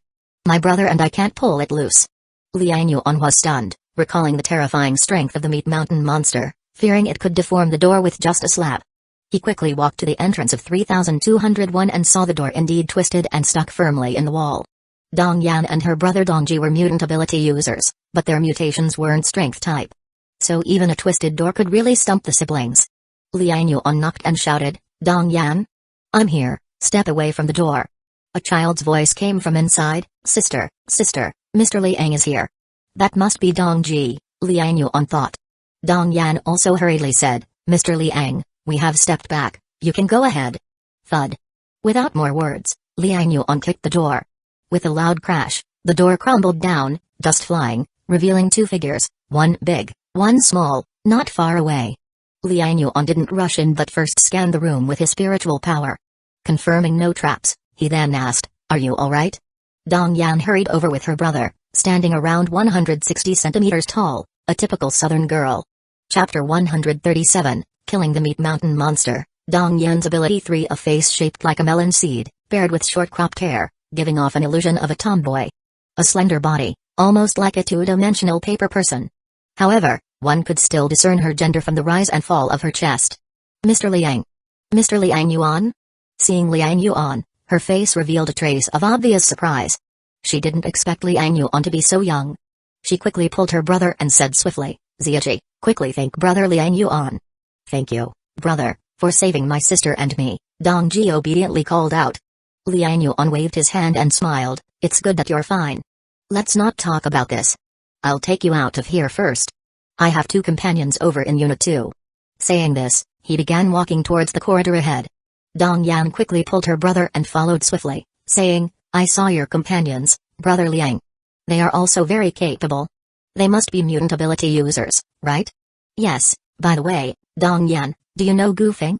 Upon hearing this name, Dong Yan's face immediately showed a look of surprise and joy. Gu Feng? You've seen him? Is he okay? Yes, we saw him. He is fine. That's great. He is my childhood friend. We grew up playing together. After Wansong mutated and started eating people everywhere, he and I hid at home. I haven't been out for almost 3 days. His ability is only exhaling smoke, so he couldn't go out to catch fish. I thought he... At this point, her eyes turned red, clearly thinking Gufeng hadn't held on. Liang Yuan felt relieved. It seemed this Gufeng wasn't a bad person. Quickly, the three of them crossed the sky bridge on the 29th floor and entered Unit 2. They had no choice. The sky bridge on the 32nd floor had been smashed by the Meat Mountain monster. The sky bridges on the 31st and 30th floors were also damaged to varying degrees. With the storm raging outside, no one dared to walk through there. They could only cross from the 29th floor. Upon reaching the 30th floor, they met Ding Yan, Zhao Kai, and Gufeng coming down to find them. The 6 of them reunited, asked each other a few questions, confirmed no one was injured, and all breathed a sigh of relief. Brother Liang, what are we going to do next? Zhao Kai asked. Liang Yuan said, let's sweep the building. There's a lot of furniture and wood here that can be used, as well as clothing and appliances. Take anything we can carry. Also, let's see if there are any survivors. Save anyone we can. But don't scatter. We'll move together to prevent encountering mutated monsters. I'll take the lead. Ding Yan, you'll cover the rear. Zhao Kai will be in the middle, taking care of these 3. Keep formation. Let's go. Liang Yuan quickly made the arrangements. Ding Yan and Zhao Kai immediately found their positions. At this point, Dong Yan quickly said, I can help search for life forms. Dong Ji also raised his little hand and shouted, I can charge the flashlights to help with lighting. Seeing this, Gufeng immediately got anxious and hurriedly shouted, I can exhale smoke. I can help too. The 3 of them were clearly worried about becoming burdens and eagerly showed their abilities. Watching this scene, both Ding Yan and Zhao Kai felt moved. They remembered when they were ordinary people, they had the same concerns. Before joining Kaizen's old Ma's team, Ding Yan pretended to be fierce, with a sharp tongue but a soft heart, speaking with thorns to build up an image of being tough. In reality, it was just a facade to avoid being abandoned or seen as a burden. When Zhao Kai killed Liu Erlong, his arm was fractured, leaving him to guard the corridor for a time. Back then, he constantly felt worried and ashamed inside. Wu Qian would cook and bring him a serving, Granny Li would sew a sling for his arm, and Ding Yan would sit at home, helping him watch the corridor, fearing he couldn't handle the residents. He felt he was a burden to the team, the one holding everyone back. After a team dinner, when Brother Liang left him alone, he thought he would be abandoned or talked to. But Brother Liang didn't abandon him. Instead, he offered him a mutated fruit that changed his fate. That's how he became who he was today, someone with frost superpower. So he deeply understood the psychological state of Dong Yan and the others. Zhao Kai couldn't help but say, you don't need to worry. Since Brother Liang came to save everyone, he certainly won't abandon anyone. Though Ding Yan didn't speak, she also looked softly at Liang Yuan, silently standing near the youngest, Dong Ji. If there was danger, she would protect the child first. Without turning back, Liang Yuan asked, Dong Yan, use your ability to search for nearby life forms. Can you distinguish between humans and mutated creatures? Yes, I can, Dong Yan quickly replied. Liang Yuan nodded, inform us in advance what you find. Gufeng, your ability is suitable for covering the rear. If there's a sudden situation, remember to cooperate with Zhao Kai to create a smoke screen for the enemy. Gufeng quickly nodded, okay, understood, Mr. Liang. Brother Liang, what about me? What about me? Dongji asked urgently. It seemed everyone had tasks except him, making him a bit anxious. Without turning back, Liang Yuan said, don't worry, your ability is very important, but not here. We'll take you to Building 76 later, there are many things there that need your charging. Dongji then breathed a sigh of relief, his face breaking into a smile as he looked up at his sister. Dong Yan also smiled, her eyes glistening with tears, as she rubbed her brother's head and laughed silently. The group of 6 began searching the floors room by room. Brother Liang, there's no one in this room, nor any mutated creatures. Dong Yan reminded, and Liang Yuan nodded but didn't go in immediately. Instead, he also used his spiritual power to check. After confirming no one was there, he said, wait for me outside. After saying this, he walked into the room and emerged shortly after. Let's go, the next room. Neither Ding Yan nor Zhao Kai found this strange, but Dong Yan and the others were curious, not knowing what Liang Yuan was doing inside. However, none of the 3 asked.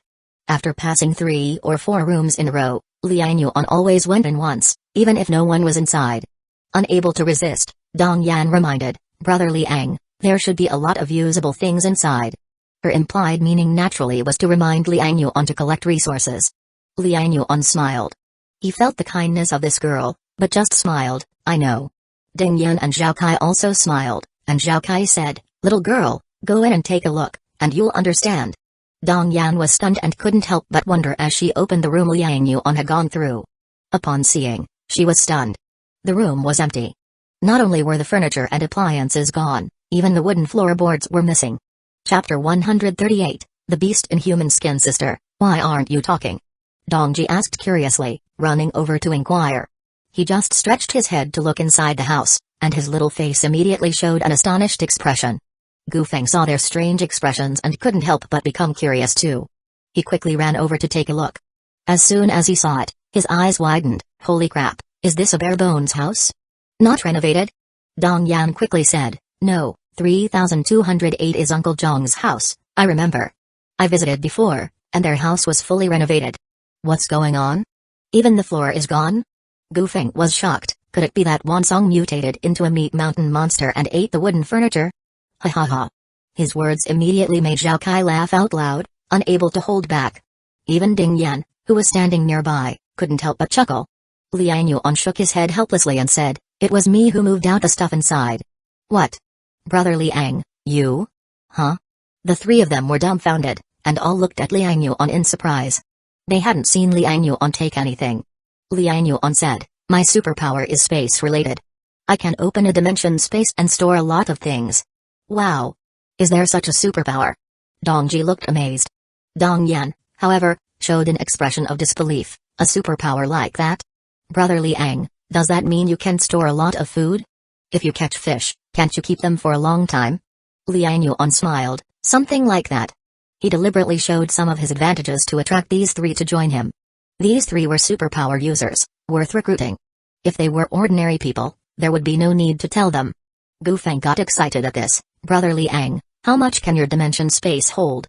How long can food be preserved in it? Liang Yuan glanced at him and just said, there are no life forms in the dimension space. Things stored there are similar to being in a vacuum. They can be preserved indefinitely. Hearing this, the three of them were stunned. This was like having a mobile refrigerator. Following Brother Liang meant they wouldn't have to worry about not having food. For a moment, all three of their hearts pounded. What kind of luck can they run into to meet such a mutant ability user? Brother Liang, I'll scout ahead for you. I know a few places that might still have food. Dong Yan quickly tried to make herself useful. Gu Feng immediately helped. I also know a few places. I'll take you there. Liang Yuan smiled slightly, knowing that these people were eager to show their goodwill. Hee hee, alright, you lead the way. With that, they continued to scout and search the building. In the process, when they came across empty rooms, Liang Yuan would empty them out. Some rooms, however, had rotten corpses. These corpses looked less than a week old, crawling with maggots, nauseating. They seemed to have starved to death, already skin and bones. Some were trapped in beds, clearly tortured brutally before dying.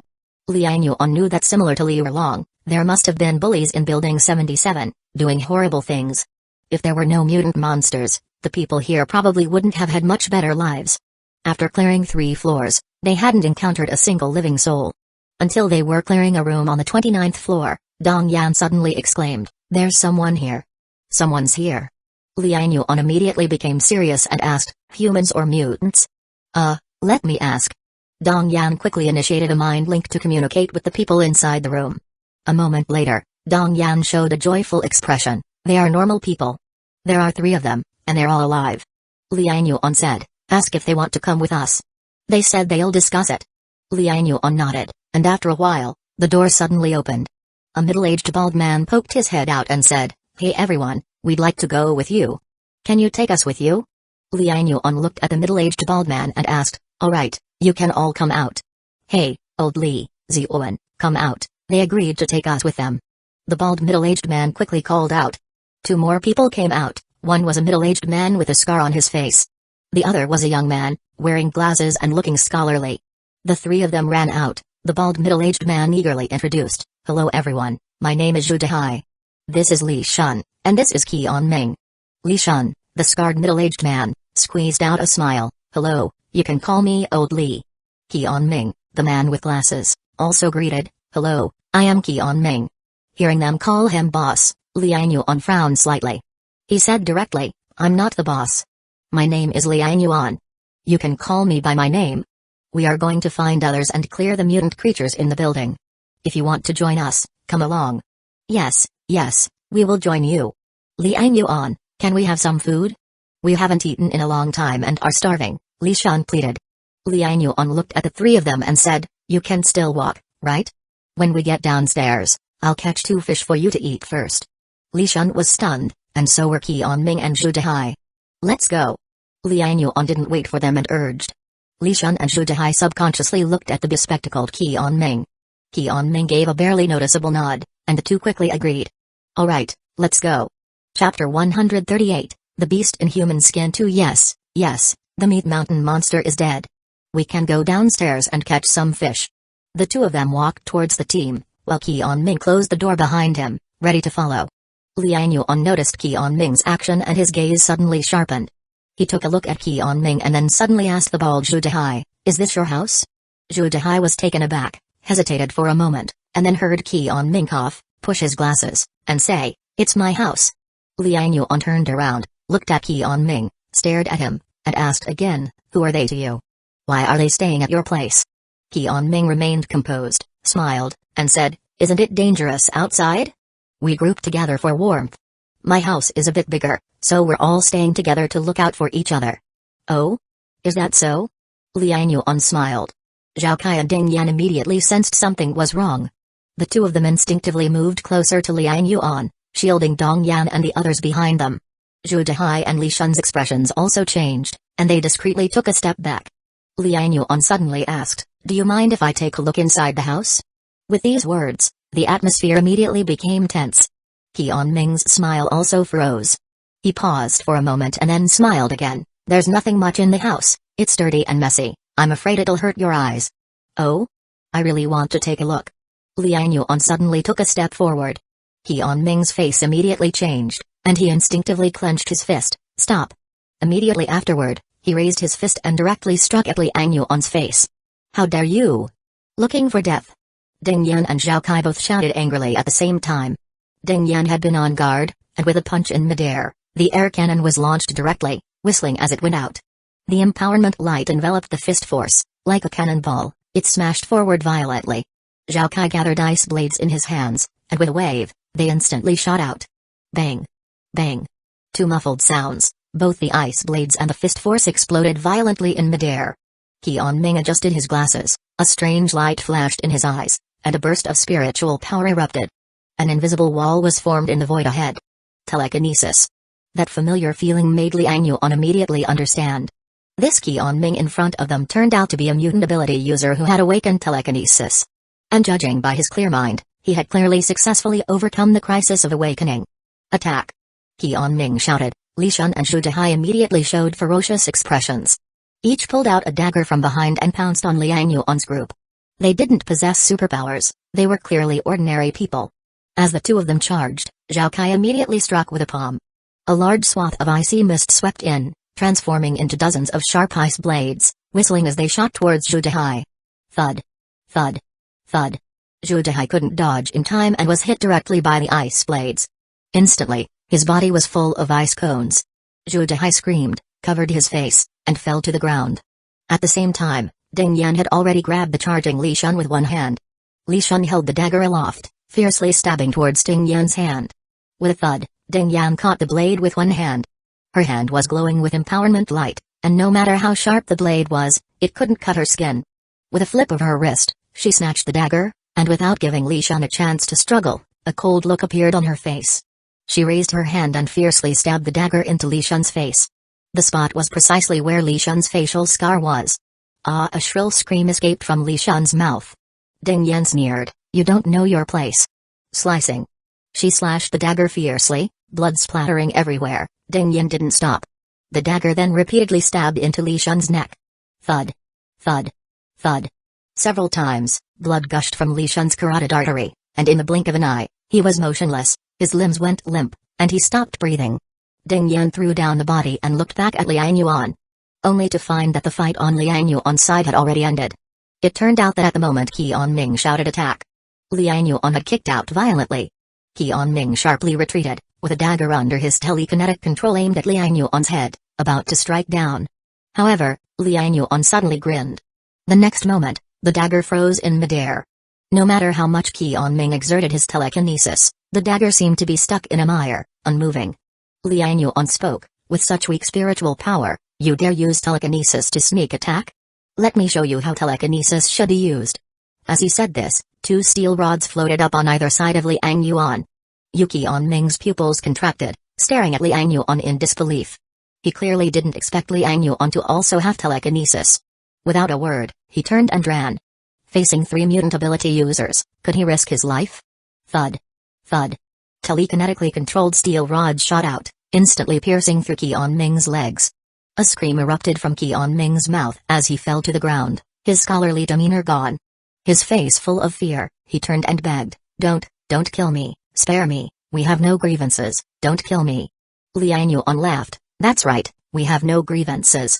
I just wanted to look inside the room, and you wanted to kill me? You're really unreasonable. I'm really curious, your room, oh no, this house isn't even yours, is it? I'm very curious, what's in this house that's so secretive? That makes you willing to risk killing us rather than let us take a look. Chapter 138, The Beast in Human Skin 3. Under the broken lenses of Qian Ming's glasses, terror was evident in his pupils. He frantically crawled backward, murmuring, I had no choice, we were forced into this, everyone was so hungry. They ate it too. His words were so bizarre that Liang Yuan and the others frowned. Only then did Dong Yan and the others react. The fight earlier was too sudden and ended too quickly. Obviously, none of the 3 were combat-oriented, their reactions were too slow. At this moment, Dong Yan finally came to her senses, covering her mouth, struggling to suppress the urge to scream. Then she thought of something, quickly covering her brother's eyes, her voice trembling, Ziaji, don't look. Gu Feng's face also turned pale, looking at Liang Yuan and the others with some fear. Liang Yuan ignored the 3 of them, his face had already darkened. He questioned Qian Ming, what did you eat? Qian Ming's lips trembled, and suddenly he dry-heaved loudly on the ground. But all he threw up was a puddle of bile.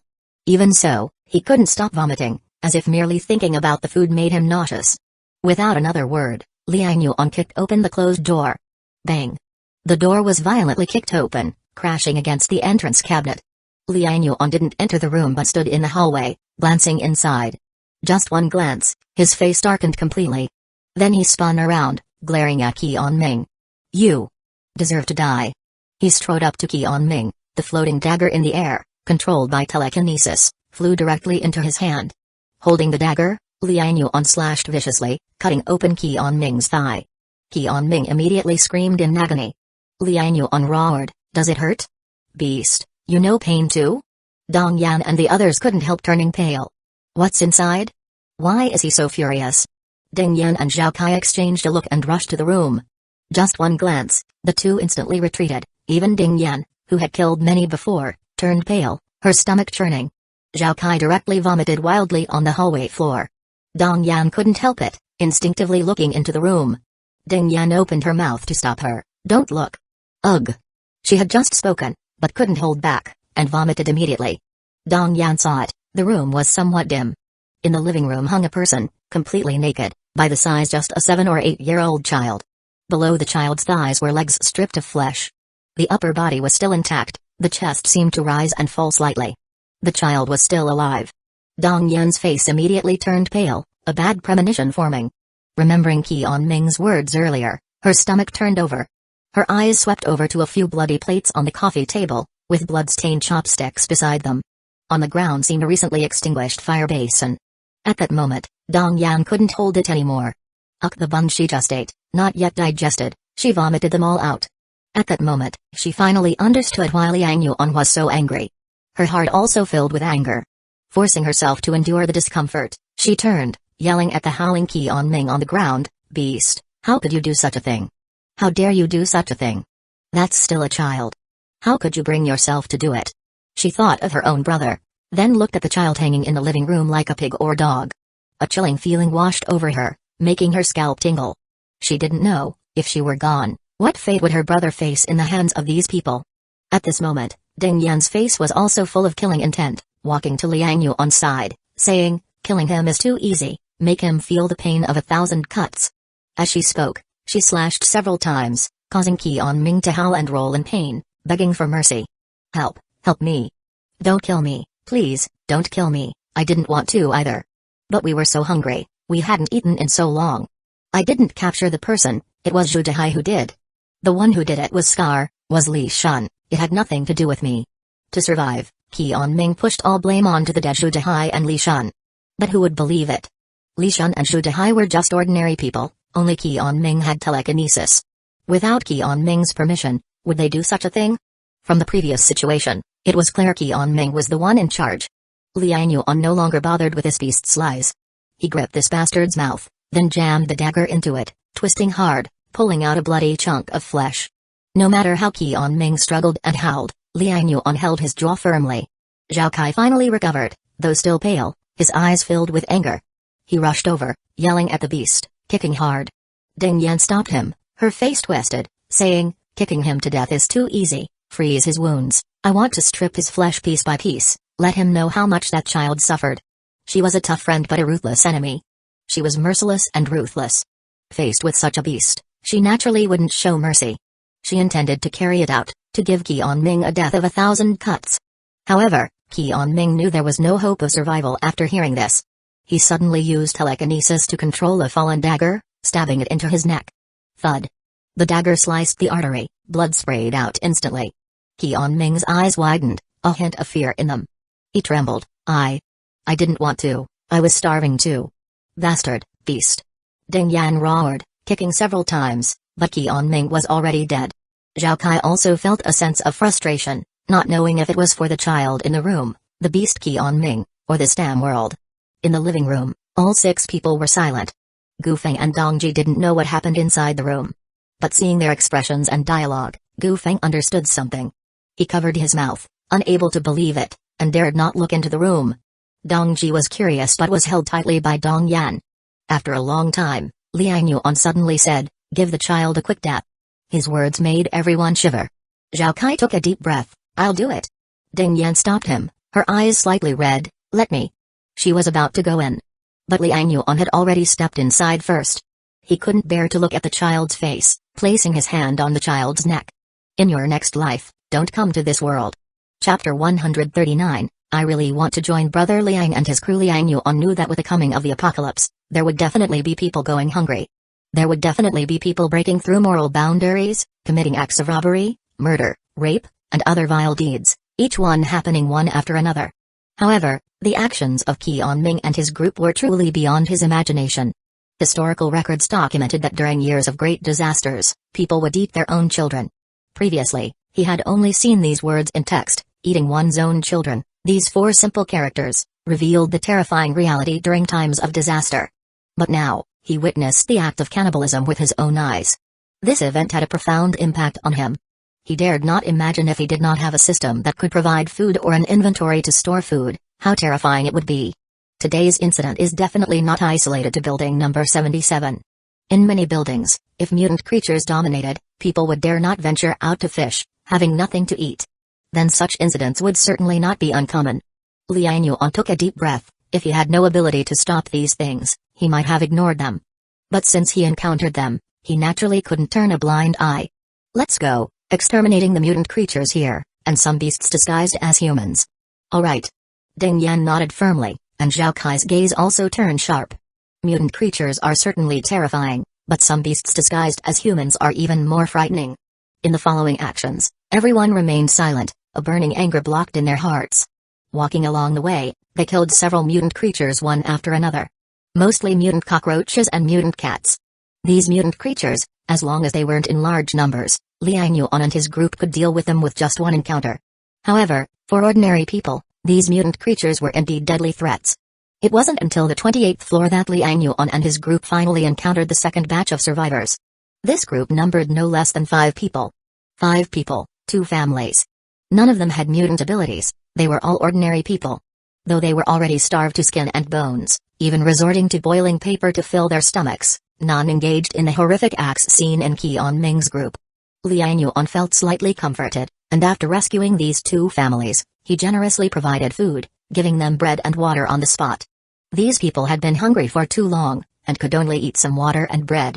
They needed time to recover and properly nurture themselves.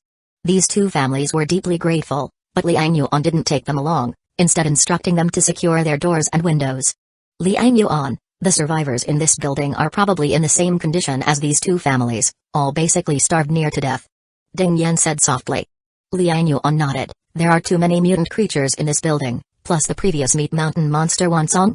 It's normal that they're afraid to go out.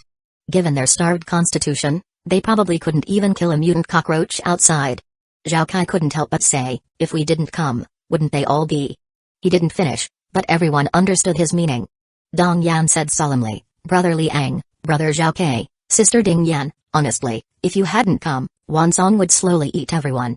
Our building would definitely become a dead building. As she said this, she showed an expression of fear, her eyes reddening. You are the saviors of us all, truly, we all owe you our gratitude. Liang Yuan waved his hand, saying, we're all from the same neighborhood, no need to say that. Once we eliminate all the mutant creatures and ensure safety in the building, you can fish with peace of mind. Additionally, we've set up a cable on the top floor. After you catch fish, if you can't finish them, you can exchange them with us for other food. There's rice, flour, bread, snacks, and more. Recently our plant room has made progress too. In no time, we'll have fresh vegetables. If you lack emergency vitamins, we can exchange some for you. After Liang Yuan finished, Dong Yan, Dong Ji, and Gu Feng stared with wide eyes. Ah. Your conditions are that good? Do you really have rice and flour? Where did you get them? Vegetables? You even grow vegetables? Where do you grow them?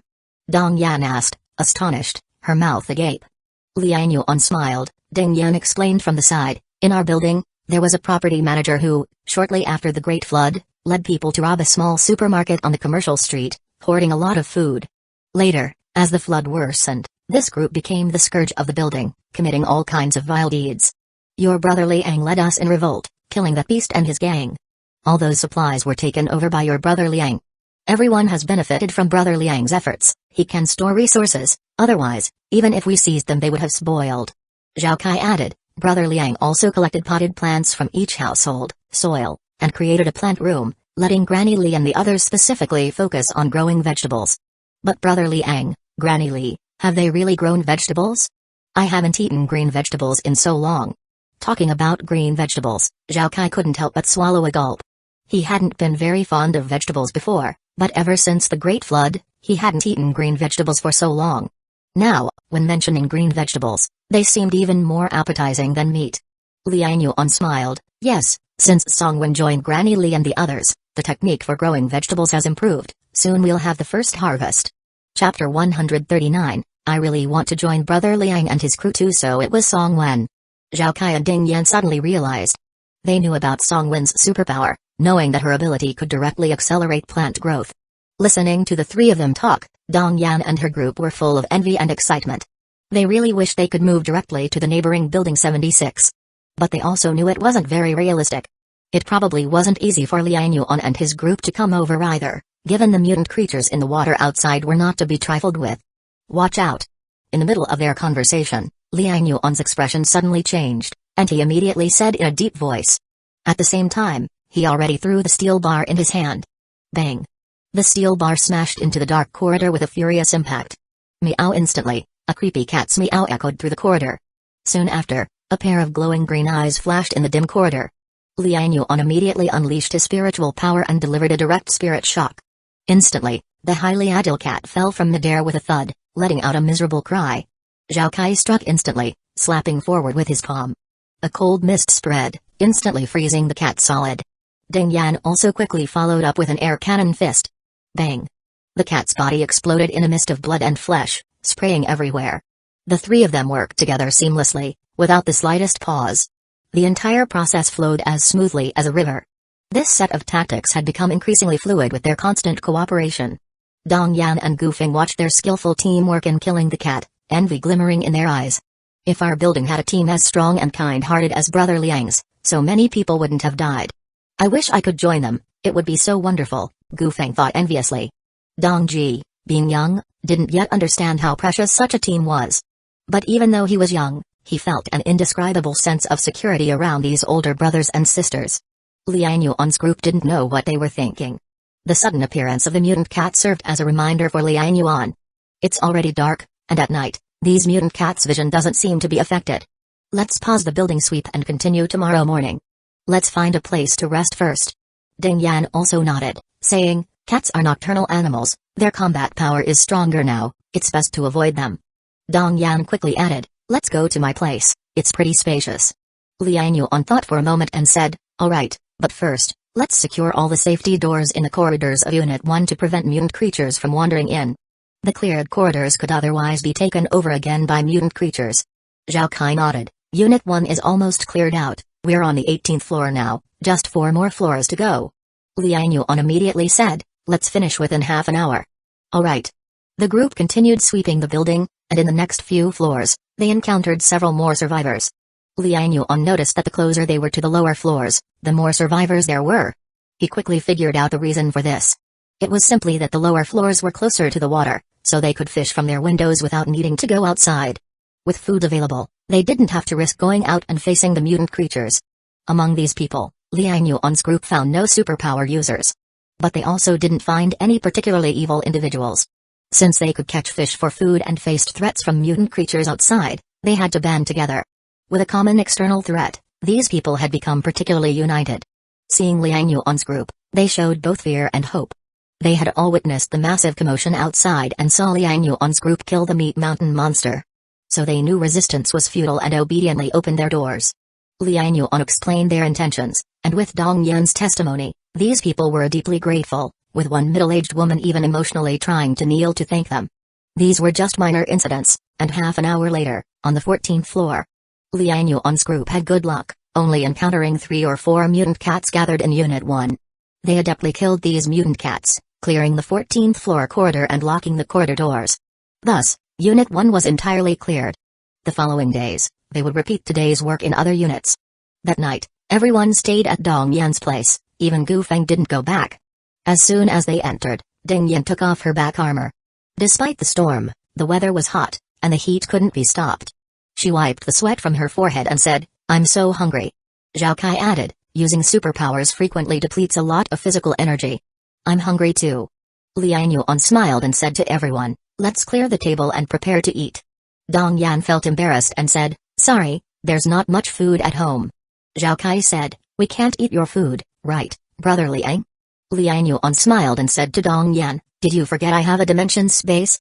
As he spoke, he lightly tapped the table, and instantly, the space fluctuated slightly. A plate of braised sea fish appeared on the table. The braised sea fish was even steaming. Seeing this scene, Dong Yan, her brother, and Gu Feng instantly widened their eyes. Gu Feng couldn't help but exclaim, damn, where did this come from? Brother Liang, does your dimension space have insulation? Liang Yuan smiled without answering and took out several dishes that Yang Mai had prepared for him earlier. Stir-fried pepper beef strips, sweet and sour pork ribs, spicy cold beef. Most of the dishes were hearty ones, including fish, pork, and beef. Chapter 139, I really want to join Brother Liang and his crew. 3 Only leafy vegetables are quite scarce. It's not that Liang Yuan is stingy, it's just hard to explain where a large amount of vegetables came from right now. The supplies collected in the building included very few vegetables. Generally, Liang Yuan would only eat some at home with Yang Mai.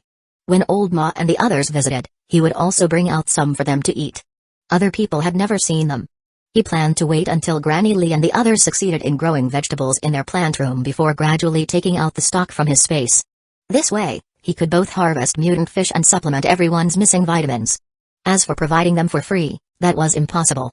If you provide them to others for free, they might become insatiable, thinking you have grown a lot of vegetables and wanting more. Only by creating the impression that vegetables are precious can you get them to work hard to catch fish in exchange for vegetables. Liang Yuan wasn't a bad person, but he wasn't a saint either. He couldn't ignore people in need, but he wouldn't be a pushover either. Under the Great Flood, the price of vegetables was destined to be higher than that of protein. Eat up. Liang Yuan took out a pot of rice and called everyone to eat. Ding Yan and Zhao Kai were already used to it and immediately sat down, each taking a large bowl of rice. Dong Yan and the 3 others were drooling, but were too embarrassed to make a move. Liang Yuan saw them standing still and said with a smile, since you're staying at my place, consider this meal a lodging fee. Dong Yan, Dong Ji, Gu Feng, come and eat. Is that really okay?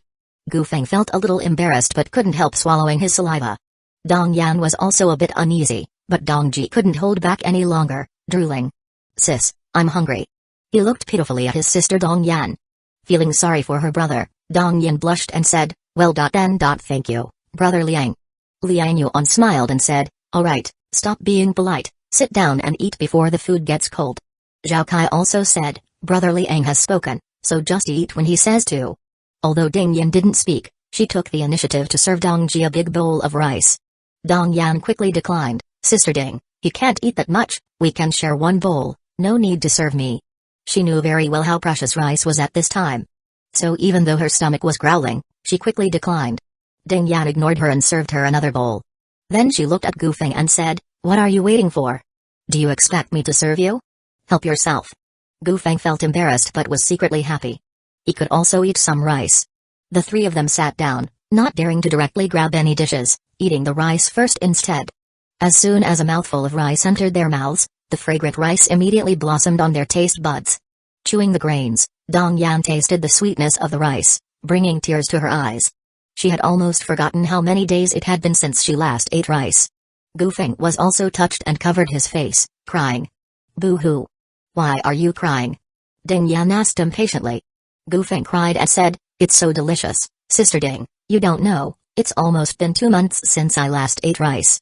I thought I would never eat rice again in my life, boo-hoo. It's so fragrant, so sweet. I can eat 3 bowls without any dishes, boo-hoo." Sitting in the middle, Dong Ji opened his eyes wide when he heard this and asked, "Brother Gu Feng, don't eat 3 bowls, leave some for me, okay?" Gu Feng's crying stopped abruptly, and his face turned bright red with embarrassment.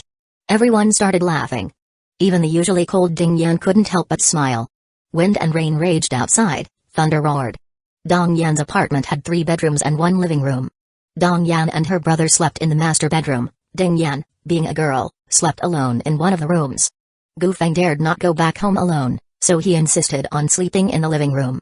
After thinking it over, Liang Yuan didn't let him sleep in the living room but arranged for Gu Feng and Zhao Kai to sleep in another room, while he slept in the living room. It wasn't out of courtesy, there were still mutant creatures in the building that hadn't been dealt with. He couldn't trust to leave the outside completely to someone like Gu Feng, whom he had just met. The living room was pitch dark. Outside, the wind and rain continued to howl. There was also the faint sound of cement and stones being blown away. It was from their fight earlier, causing the corridor to break and the cement to scatter. It shouldn't affect the structure of the building, it won't collapse, right? Liang Yuan thought to himself. He looked around the windows, checked the locks, and saw that everything was secure before lying down on the sofa. Sister Mai was probably going to have a sleepless night. She felt insecure when he wasn't home, likely tossing and turning all night. Shaking his head, Liang Yuan was helpless. If it were possible, he would also prefer to stay indoors all the time, cuddle with his sexy sister Yang Mai, and lead a cozy and comfortable life. However, the constant external threats and evolving monsters kept his nerves on edge. He had to seize every moment, desperately accumulating points to enhance himself through the system's lottery. Otherwise, everything he had now could vanish in an instant. In this apocalyptic flood disaster, all living beings were constantly evolving. If he stopped progressing, he would be immediately eliminated. System, checkpoints. Memories from many years flashed through his mind as he silently called upon the system. Current points, 8,289. Liang Yuan couldn't help but smile faintly, showing a happy expression. He checked the points log. The Meat Mountain monster alone had provided him with nearly 1,000 points. Other creatures, like Mutant Cat and Qian Ming, had given him a total of over 500 points altogether. It seems the mutation progress of the Meat Mountain monster was indeed very high, otherwise, it wouldn't have been worth 1,000 points. Luckily, I have been continuously increasing my spirit attribute, otherwise, I wouldn't have been able to kill that monster. Liang Yuan sighed, reflecting on the previous battle. The monster's muscle density was extremely high and its defense was extremely strong. Even with his strength attribute of 5.9, he couldn't pierce a steel bar into the monster's body. Ding Yan's empowered air cannon could only cause minor injuries. Furthermore, the monster also had high resistance to freezing. Zhao Kai's multiple attempts to freeze the monster's limbs didn't immobilize it completely. Overall, the Meat Mountain monster's only real weakness was its spiritual power. But even this weakness was relative to its other strengths. In reality, the monster withstood 5 or 6 of Liang Yuan's spirit shocks, which indicated that its spirit attribute was not low at all. Normal creatures, like mutant cats or mutant dogs, would be paralyzed and unable to move after a single spirit shock from Liang Yuan. But that monster withstood 5 or 6 spirit shocks and still had fighting power. It showed how high the monster's spirit attribute was. It was only because Liang Yuan's spirit attribute value was so high that he could affect it with spirit shock. Liang Yuan's spirit attribute value was twice as high as his other attribute values. Therefore, his spirit shock skills were particularly effective. Over 8,000 points, no need to wait for a 10 draw, just draw now. Liang Yuan thought. He initially planned to save up 10,000 points for a 10 draw. But since he had to sweep several more buildings tomorrow, he decided to convert points into strength now. System, targeted attribute draw, 8 draws. Ding, the draw begins. Chapter 148 Consecutive draws, nighttime ambiguity in his mind, the attribute lottery disc appeared. Constitution, power, agility, spirit, and freedom, the 5 major attribute areas appeared. As the lottery disc slowly turned, the points continuously decreased. Suddenly, a series of wonderful system prompt tones appeared. Ding, congratulations, you've drawn 1 strength attribute point. Ding, congratulations, you've drawn 1 free attribute point. Ding, congratulations, you've drawn 1 free attribute point.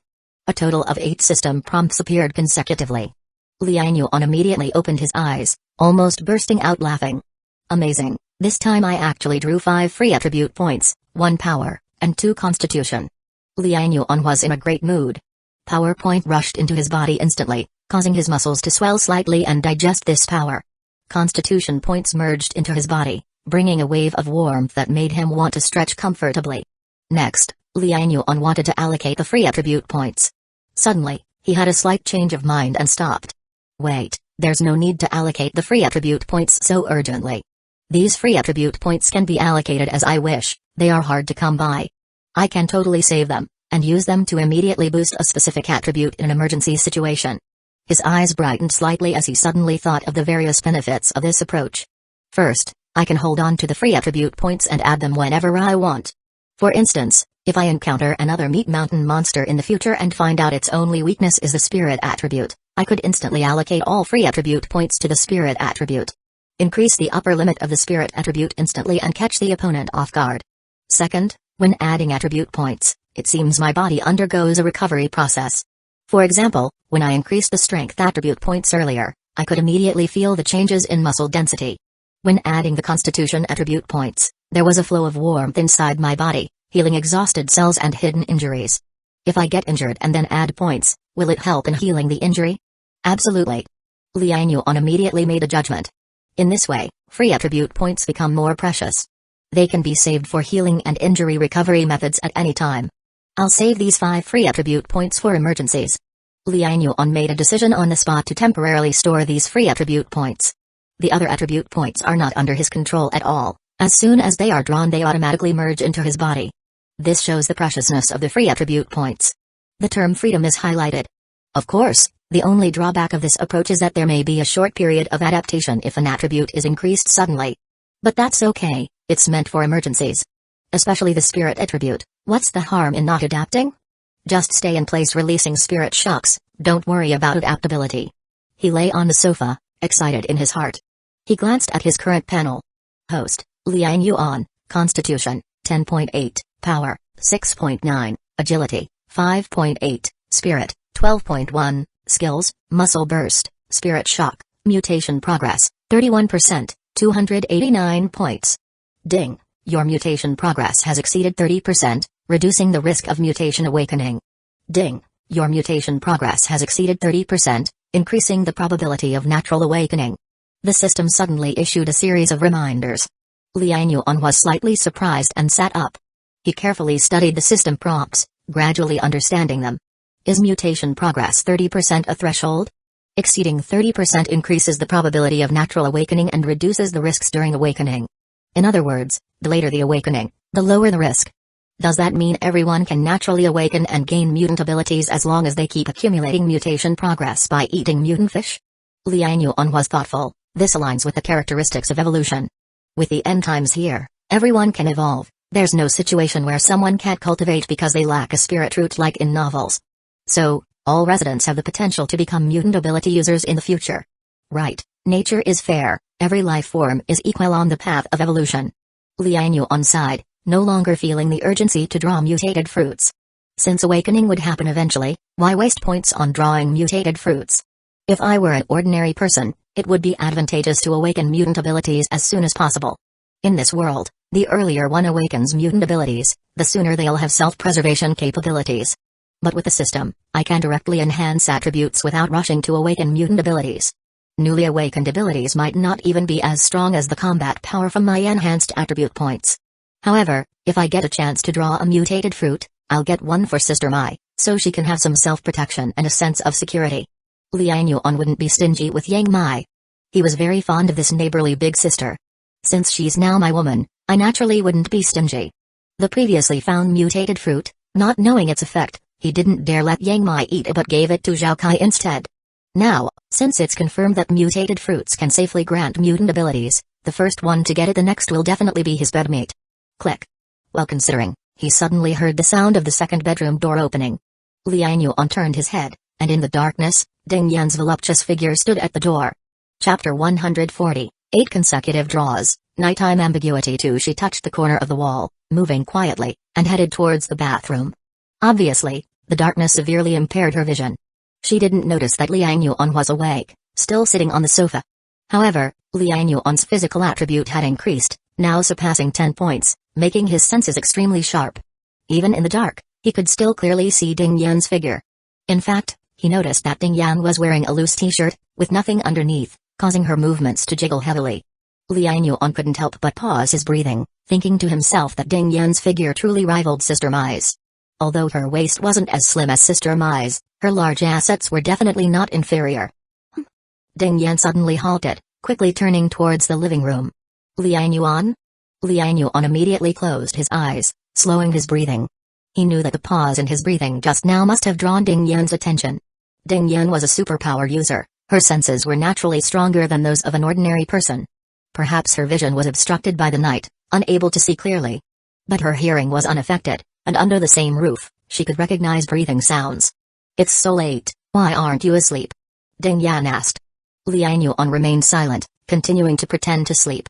Ding Yan simply came closer, seeing Liang Yuan still lying there, she sneered and kicked him.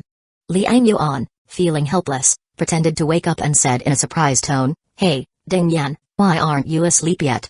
Ding Yan sneered, crossing her arms over her chest, staring at him. In the dark, she could only see Liang Yuan's silhouette. But Liang Yuan was different, he could clearly see everything about Ding Yan. Her crossed arms posture really made his blood race. Especially since she wasn't wearing anything beneath her t-shirt, Liang Yuan could still make out some faint outlines. Naturally, Ding Yan didn't know that Liang Yuan's vision was so extraordinary. She thought he, like her, could only see a vague shadow, thus acting so boldly.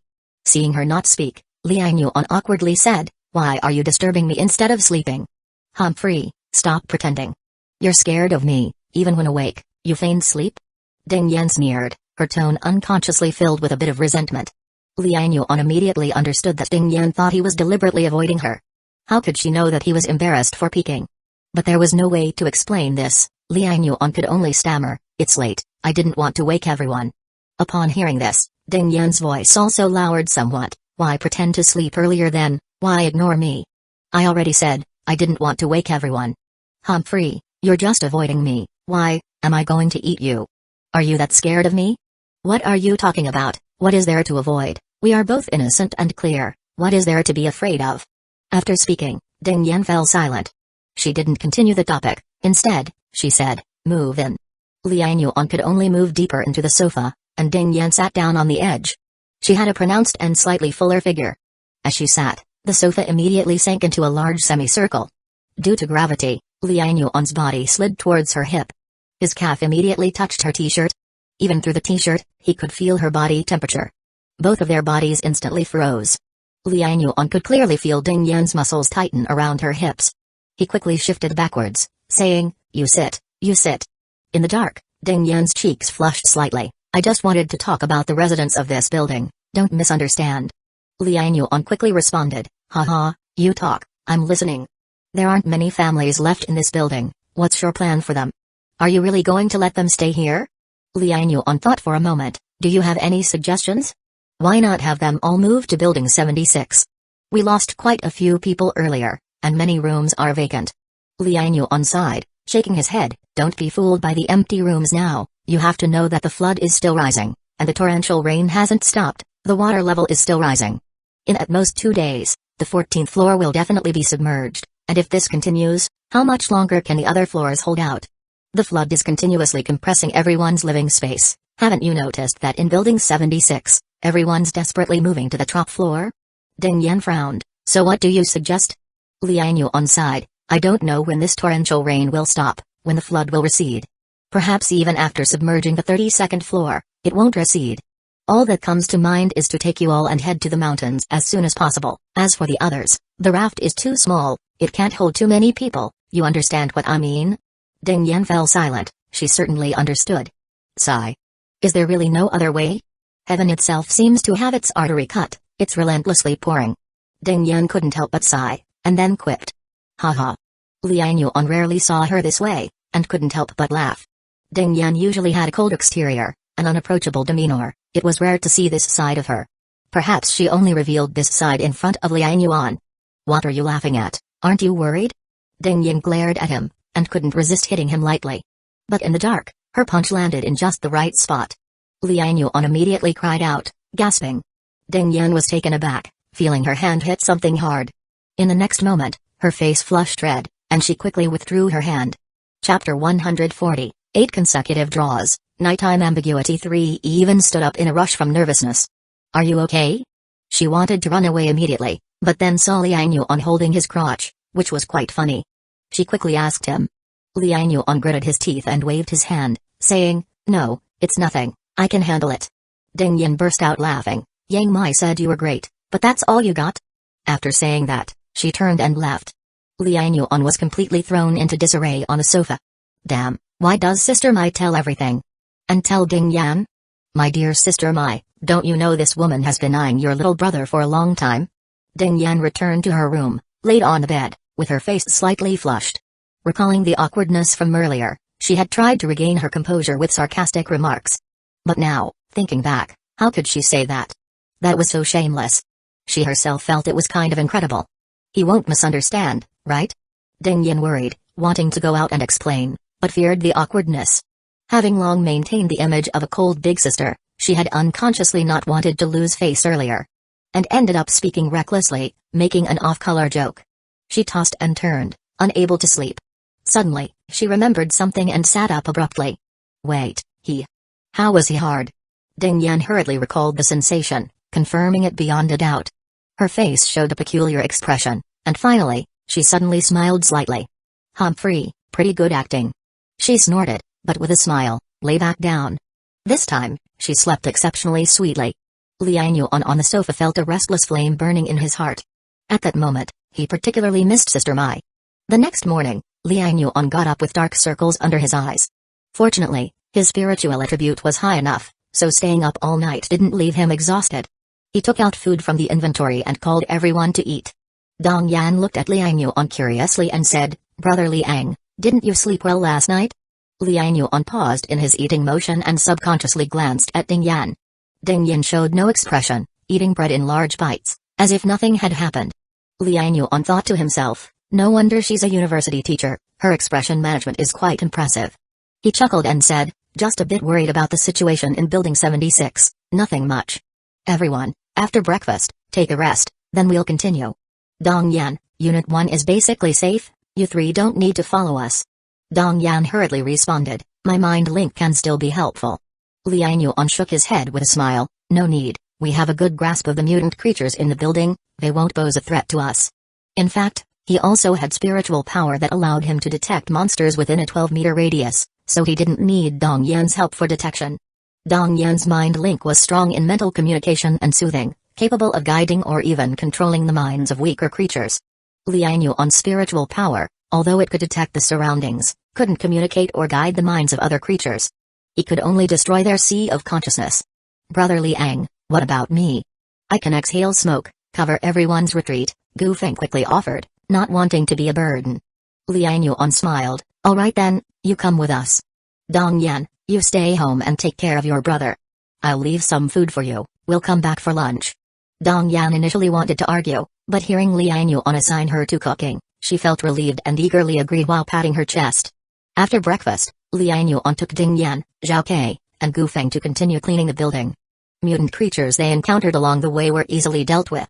When they met survivors, Liang Yuan would explain the situation, regardless of whether they believed it or not. He just told them that it was safe outside, and they could fish for food. Whether they chose to come out or not was beyond his control. Most people were already starving, and Liang Yuan and his team had become their only hope for survival, so most chose to believe them. Thus, they cleared units 2, 3, and 4 on the second day. During this time, they killed 3 cats and 2 mutant pet dogs. As for the mutant cockroaches Dong Yan mentioned, Liang Yuan hadn't encountered any yet. The second day ended, and Liang Yuan still slept on the sofa. Ding Yin didn't come out that night. This made Liang Yuan feel a bit inexplicably disappointed as he lay on the sofa. On the third day, they cleaned the last 2 units. After a head count, there were only 31 survivors. This number was shockingly low. Considering there were so many rooms in the building, there should be at least 100 people. Now there were only 31 left, hinting at the bloody chaos that had occurred here. Gathering everyone in the corridor, Liang Yuan organized his thoughts before speaking. Everyone, we are residents from Block 76. We risked coming here after receiving a distress signal from Dong Yin to help you all. Now that the mutant creatures in the building have been cleared, how you survive next is up to you. There are mutant fish in the water, you can fish for food anytime. If you get tired of eating mutant fish, you can trade fish with me for rice, flour, and oil. I've informed Dong Yan of the specific exchange rates, and she will be responsible for the transactions in this building. Additionally, I've resealed the corridors between units, leaving only the corridors above the 28th floor accessible. This is to prevent any remaining mutant creatures or water monsters from coming up. Your survival is now in your hands, I've done all I can. After these words, someone in the crowd suddenly burst into tears. It was uncertain whether it was from seeing hope for survival or mourning the relatives who didn't make it in time for Liang Yuan's arrival. One person crying led to many others shedding tears. Liang Yuan sighed, but there was nothing he could do. Chapter 141, Raft completed, another 10,000 points. Extra 1, Brother Liang, why did those mutant cockroaches disappear? After dispersing the crowd, Dong Yan couldn't help but run over to ask Liang Yuan. Liang Yuan was also a bit surprised and shook his head. We swept through the whole building and didn't see any mutant cockroaches. Did you see them with your own eyes? Dong Yan quickly nodded. I saw them with my own eyes. Those mutant cockroaches, the big ones are as big as a soccer ball, and the small ones are at least as big as a fist.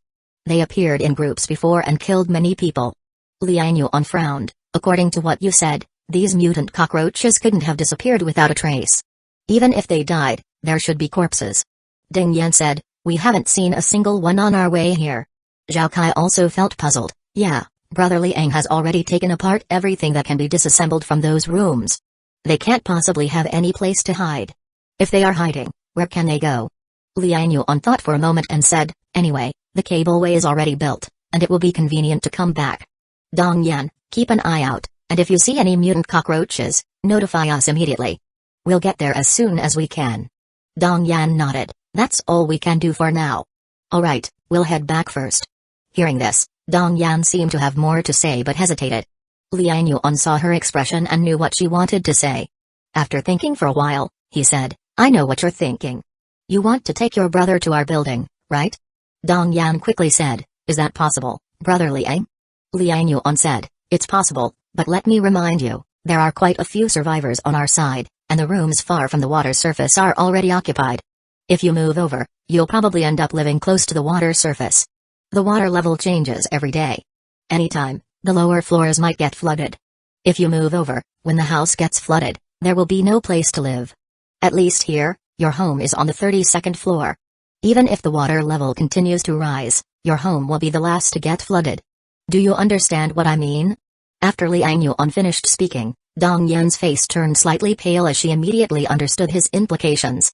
Taking her brother to Building 76 might end up not only without a good place to stay but also risk losing their current place to others. At this moment, Ding Yan suddenly spoke. Dong Yan, let me remind you, there are not only mutant fish in the water but also amphibious mutant creatures. They are not limited to the water and can come ashore anytime.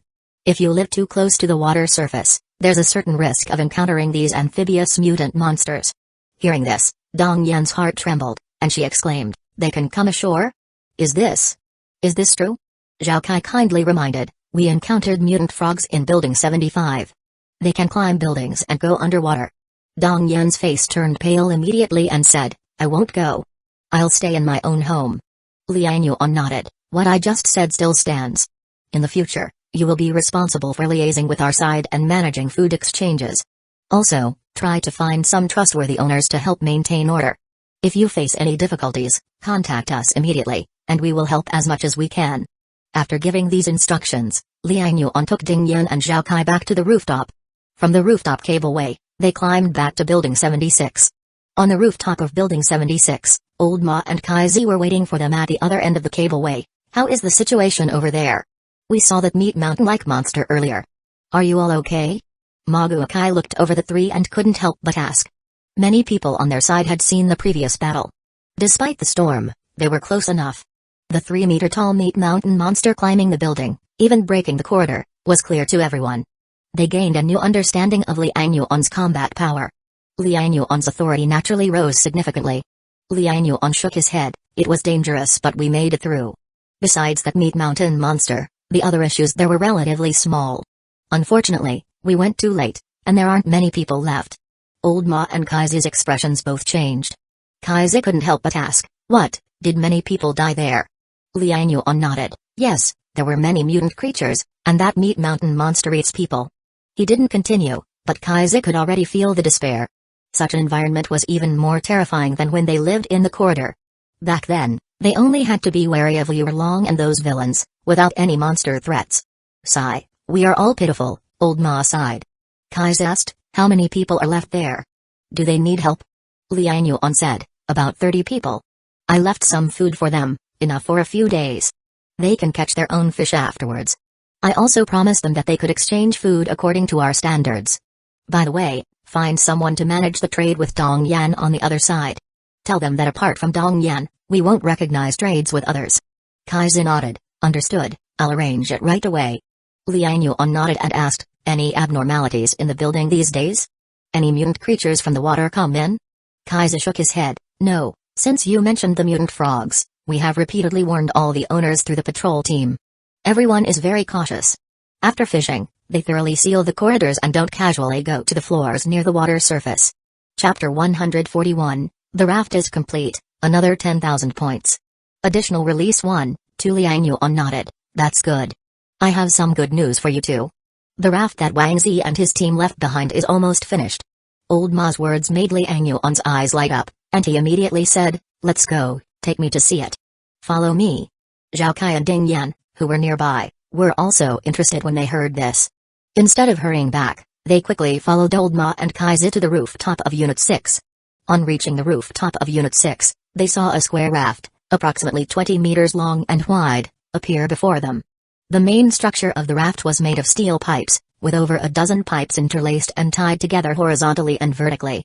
On top of the steel pipes, wooden floorboards from the original houses were pieced together using a mortise and tenon structure, neatly laid on the steel pipes to form a platform. Beneath the steel pipe frame, a large number of plastic barrels, plastic bottles, and other lightweight buoyant materials were filled in. As Old Ma led them around, he explained, Kaizi and I use the adhesive from mutated sea cucumbers to coat the seams of the wooden floorboard, sealing them tightly so they won't crack. We've also secured the plastic fillers underneath very tightly. Around the edges, we've used empty bottles so that a lot of water can be stored inside. Of course, with you around, we never have to worry about water storage, but considering the raft might be used for something else in the future and you might not be here, we included this design. Also, if you look around, we've made propellers out of electric fans, driven by batteries, so we can speed up underwater. On the raft, as you suggested, we've built a simple canopy structure to shield from the wind and rain. There's also a mast with a triangular sail that can be manually raised and lowered. The entire raft is about 200 square meters. We haven't tested it in the water yet, so we don't know how much it can carry. Now all that's left is to put it in the water. So, should we pick a day to test it? Old Ma and Kaizi's eyes were full of light as they eagerly rubbed their hands together. For this raft, which had consumed so much of their time, they were full of anticipation. Liang Yuan's heart was also bursting with excitement. He said, test it. We must test it. Old Ma said, the only problem now is figuring out how to move the raft down. Kaizi added, yes, the raft is too big.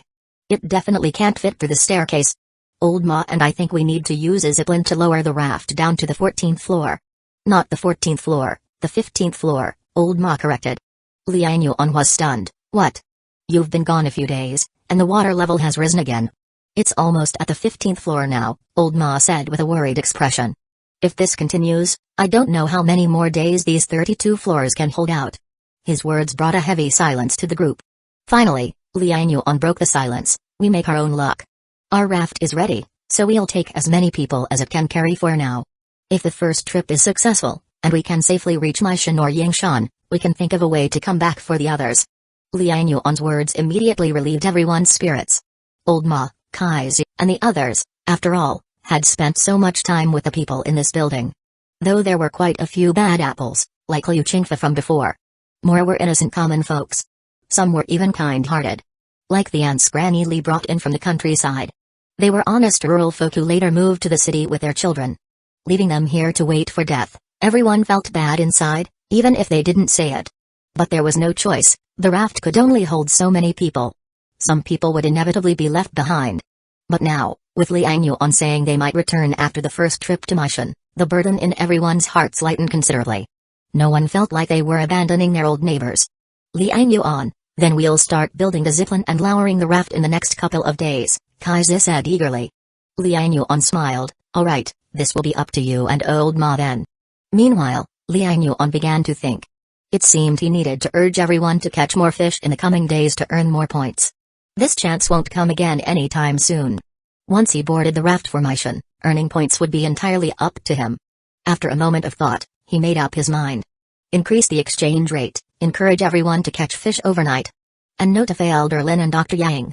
We have to take this opportunity to earn big in the next few days.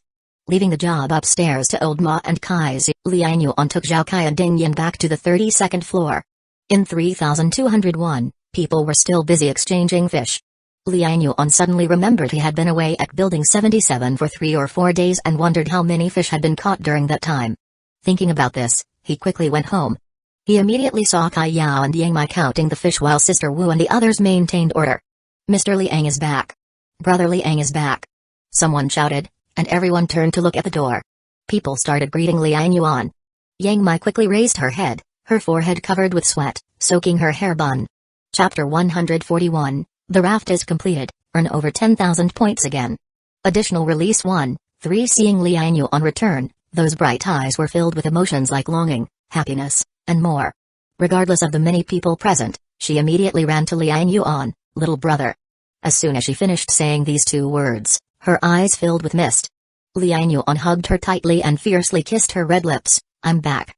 Instantly, the people around laughed, and Yang Mai's face turned red with shame. Yet she did not shy away, instead, she held on to Liang Yuan's arm, her face full of happiness. There were women around who had came to exchange food and, upon seeing this scene, they all revealed looks of envy. Yang Mai is really lucky to be with such a capable man. Yang Mai has both the figure and the face, any man would like her. Only someone as capable as Mr. Liang can protect a woman as beautiful as Yang Mai, otherwise. Look at my husband, really. Comparing people is infuriating. I heard Yang Mai's previous husband, Li Ziqian, was a worthless man. He even tried to send Yang Mai out to exchange food. What was he thinking? Yang Mai has really come through. The women were filled with envy and jealousy of all kinds. The men admired Liang Yuan for his capabilities, his ability to get food, and having such a beautiful woman to warm his bed. Whatever these people thought, Liang Yuan didn't care. He entered the room and immediately asked Yang Mai, how many fish have been caught in the past few days? More than 1,700. If you didn't come back soon, we would have been so worried. Speaking of the fish catch, Yang Mai's face instantly clouded over. Hearing about the 1,700 fish, Liang Yuan's eyes widened instantly. What? So many? His heart surged with joy.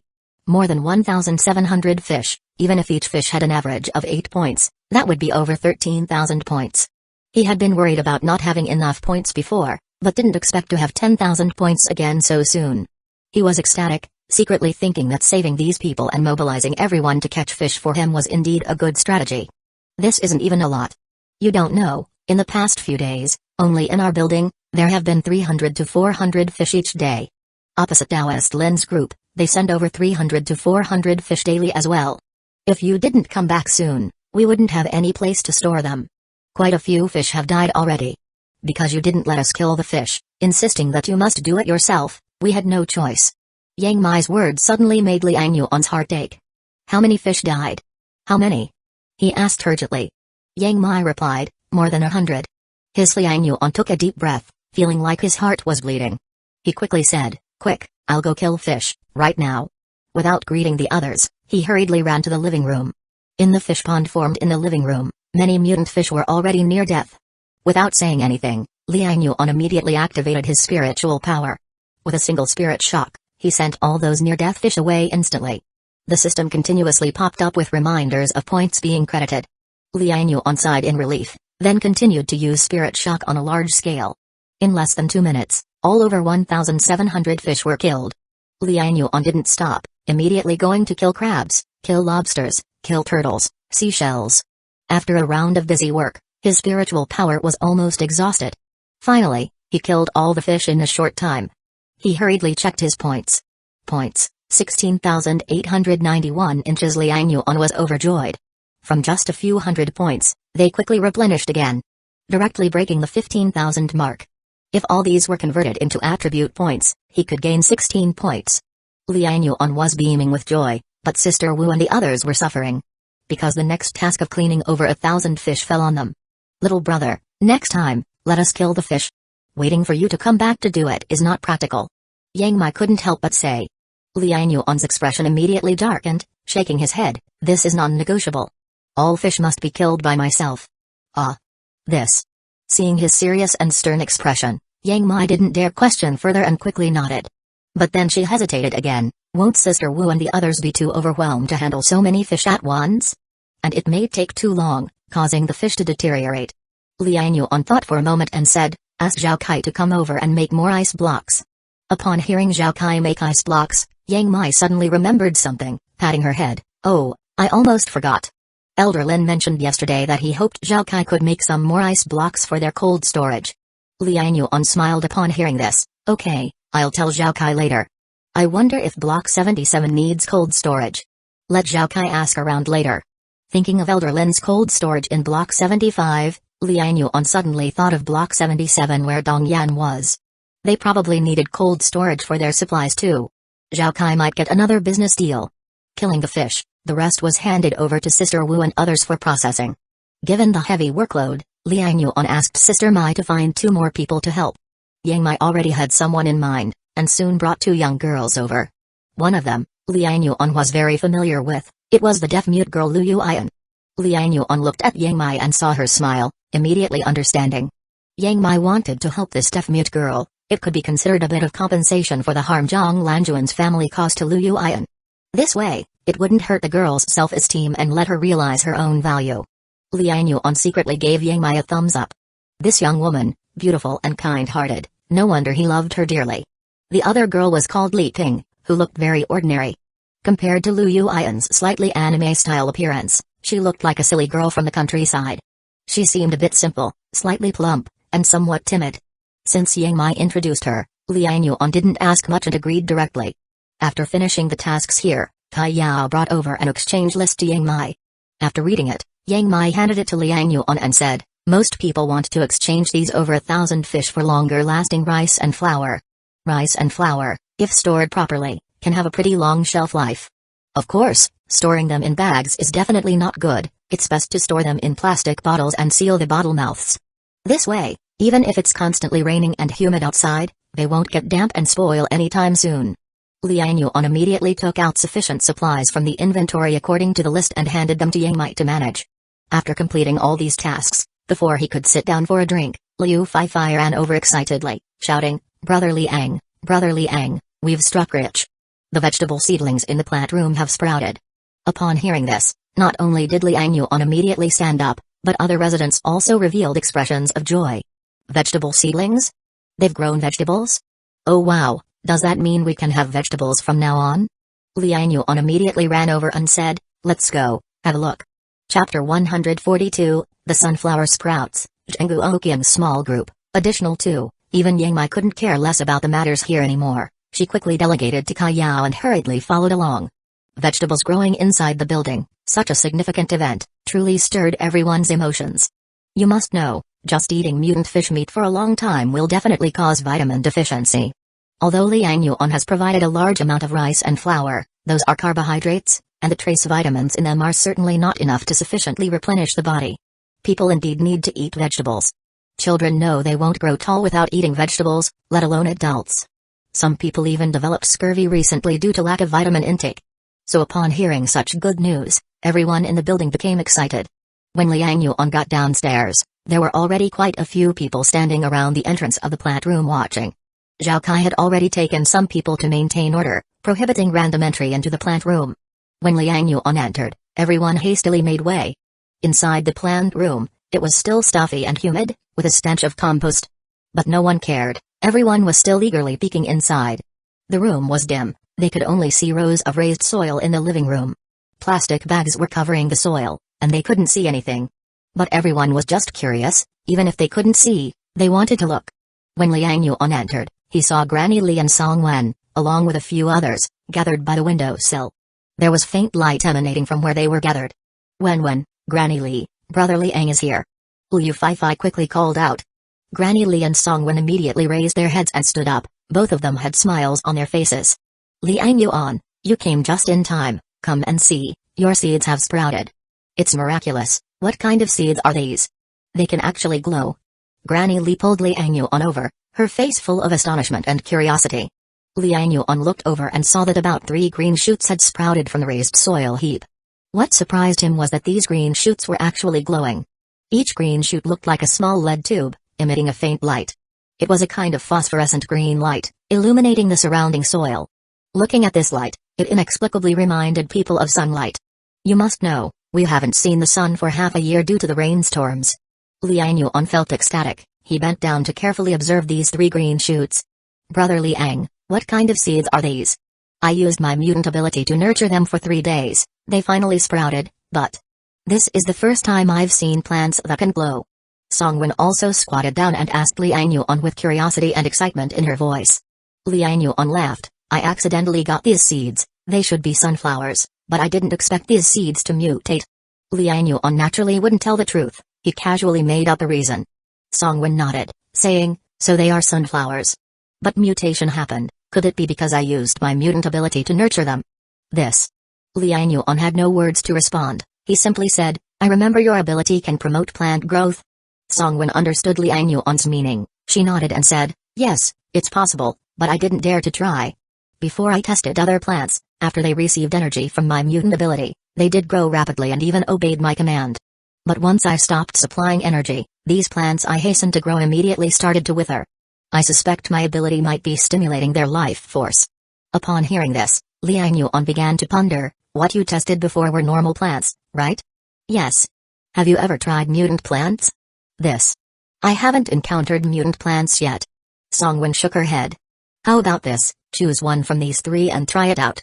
Liang Yuan immediately made the decision for Song Wen to choose one sprouting mutated sunflower to try nurturing.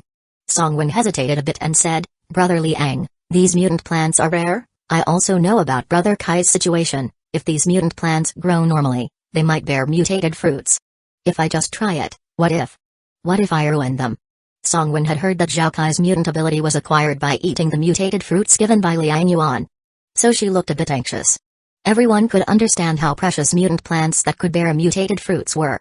These fruits could awaken mutant abilities without any risk. However, Liang Yuan just smiled and said, I told you to try, you should try. If it gets ruined, it's not your fault. Song Wen then felt assured, she nodded, okay, I'll give it a try. She extended her slender white fingers and gently pressed them onto the soil. Soon, a green light emanated from her fingertips, slowly flowing into one glowing sunflower sprout. Under the gaze of Liang Yuan and Granny Li, that sunflower sprout began to grow visibly faster, inching upwards. In no time, it grew from the size of a bean sprout to the height of a chive. At this moment, its stem also grew 4 or 5 leaves. On its top, fresh bud flowers began to emerge. Overall, it already had the appearance of a sunflower. Its green stem and leaves emitted a soft glow, that was a yellowish-green light. This light illuminated the room. At first glance, it looked like a sunflower-shaped lamp was installed inside the house. Chapter 142 Sunflower Sprouting, Zhengu Oqian's small group, added 2, it's impossible. Suddenly, Song Wen retracted her palm, panting heavily. Liang Yuan and the others quickly looked at Song Wen, only to see that in just a few moments, Song Wen's forehead was already covered in sweat. Liang Yuan was stunned and immediately asked, what's wrong? My superpower has run out. So quickly?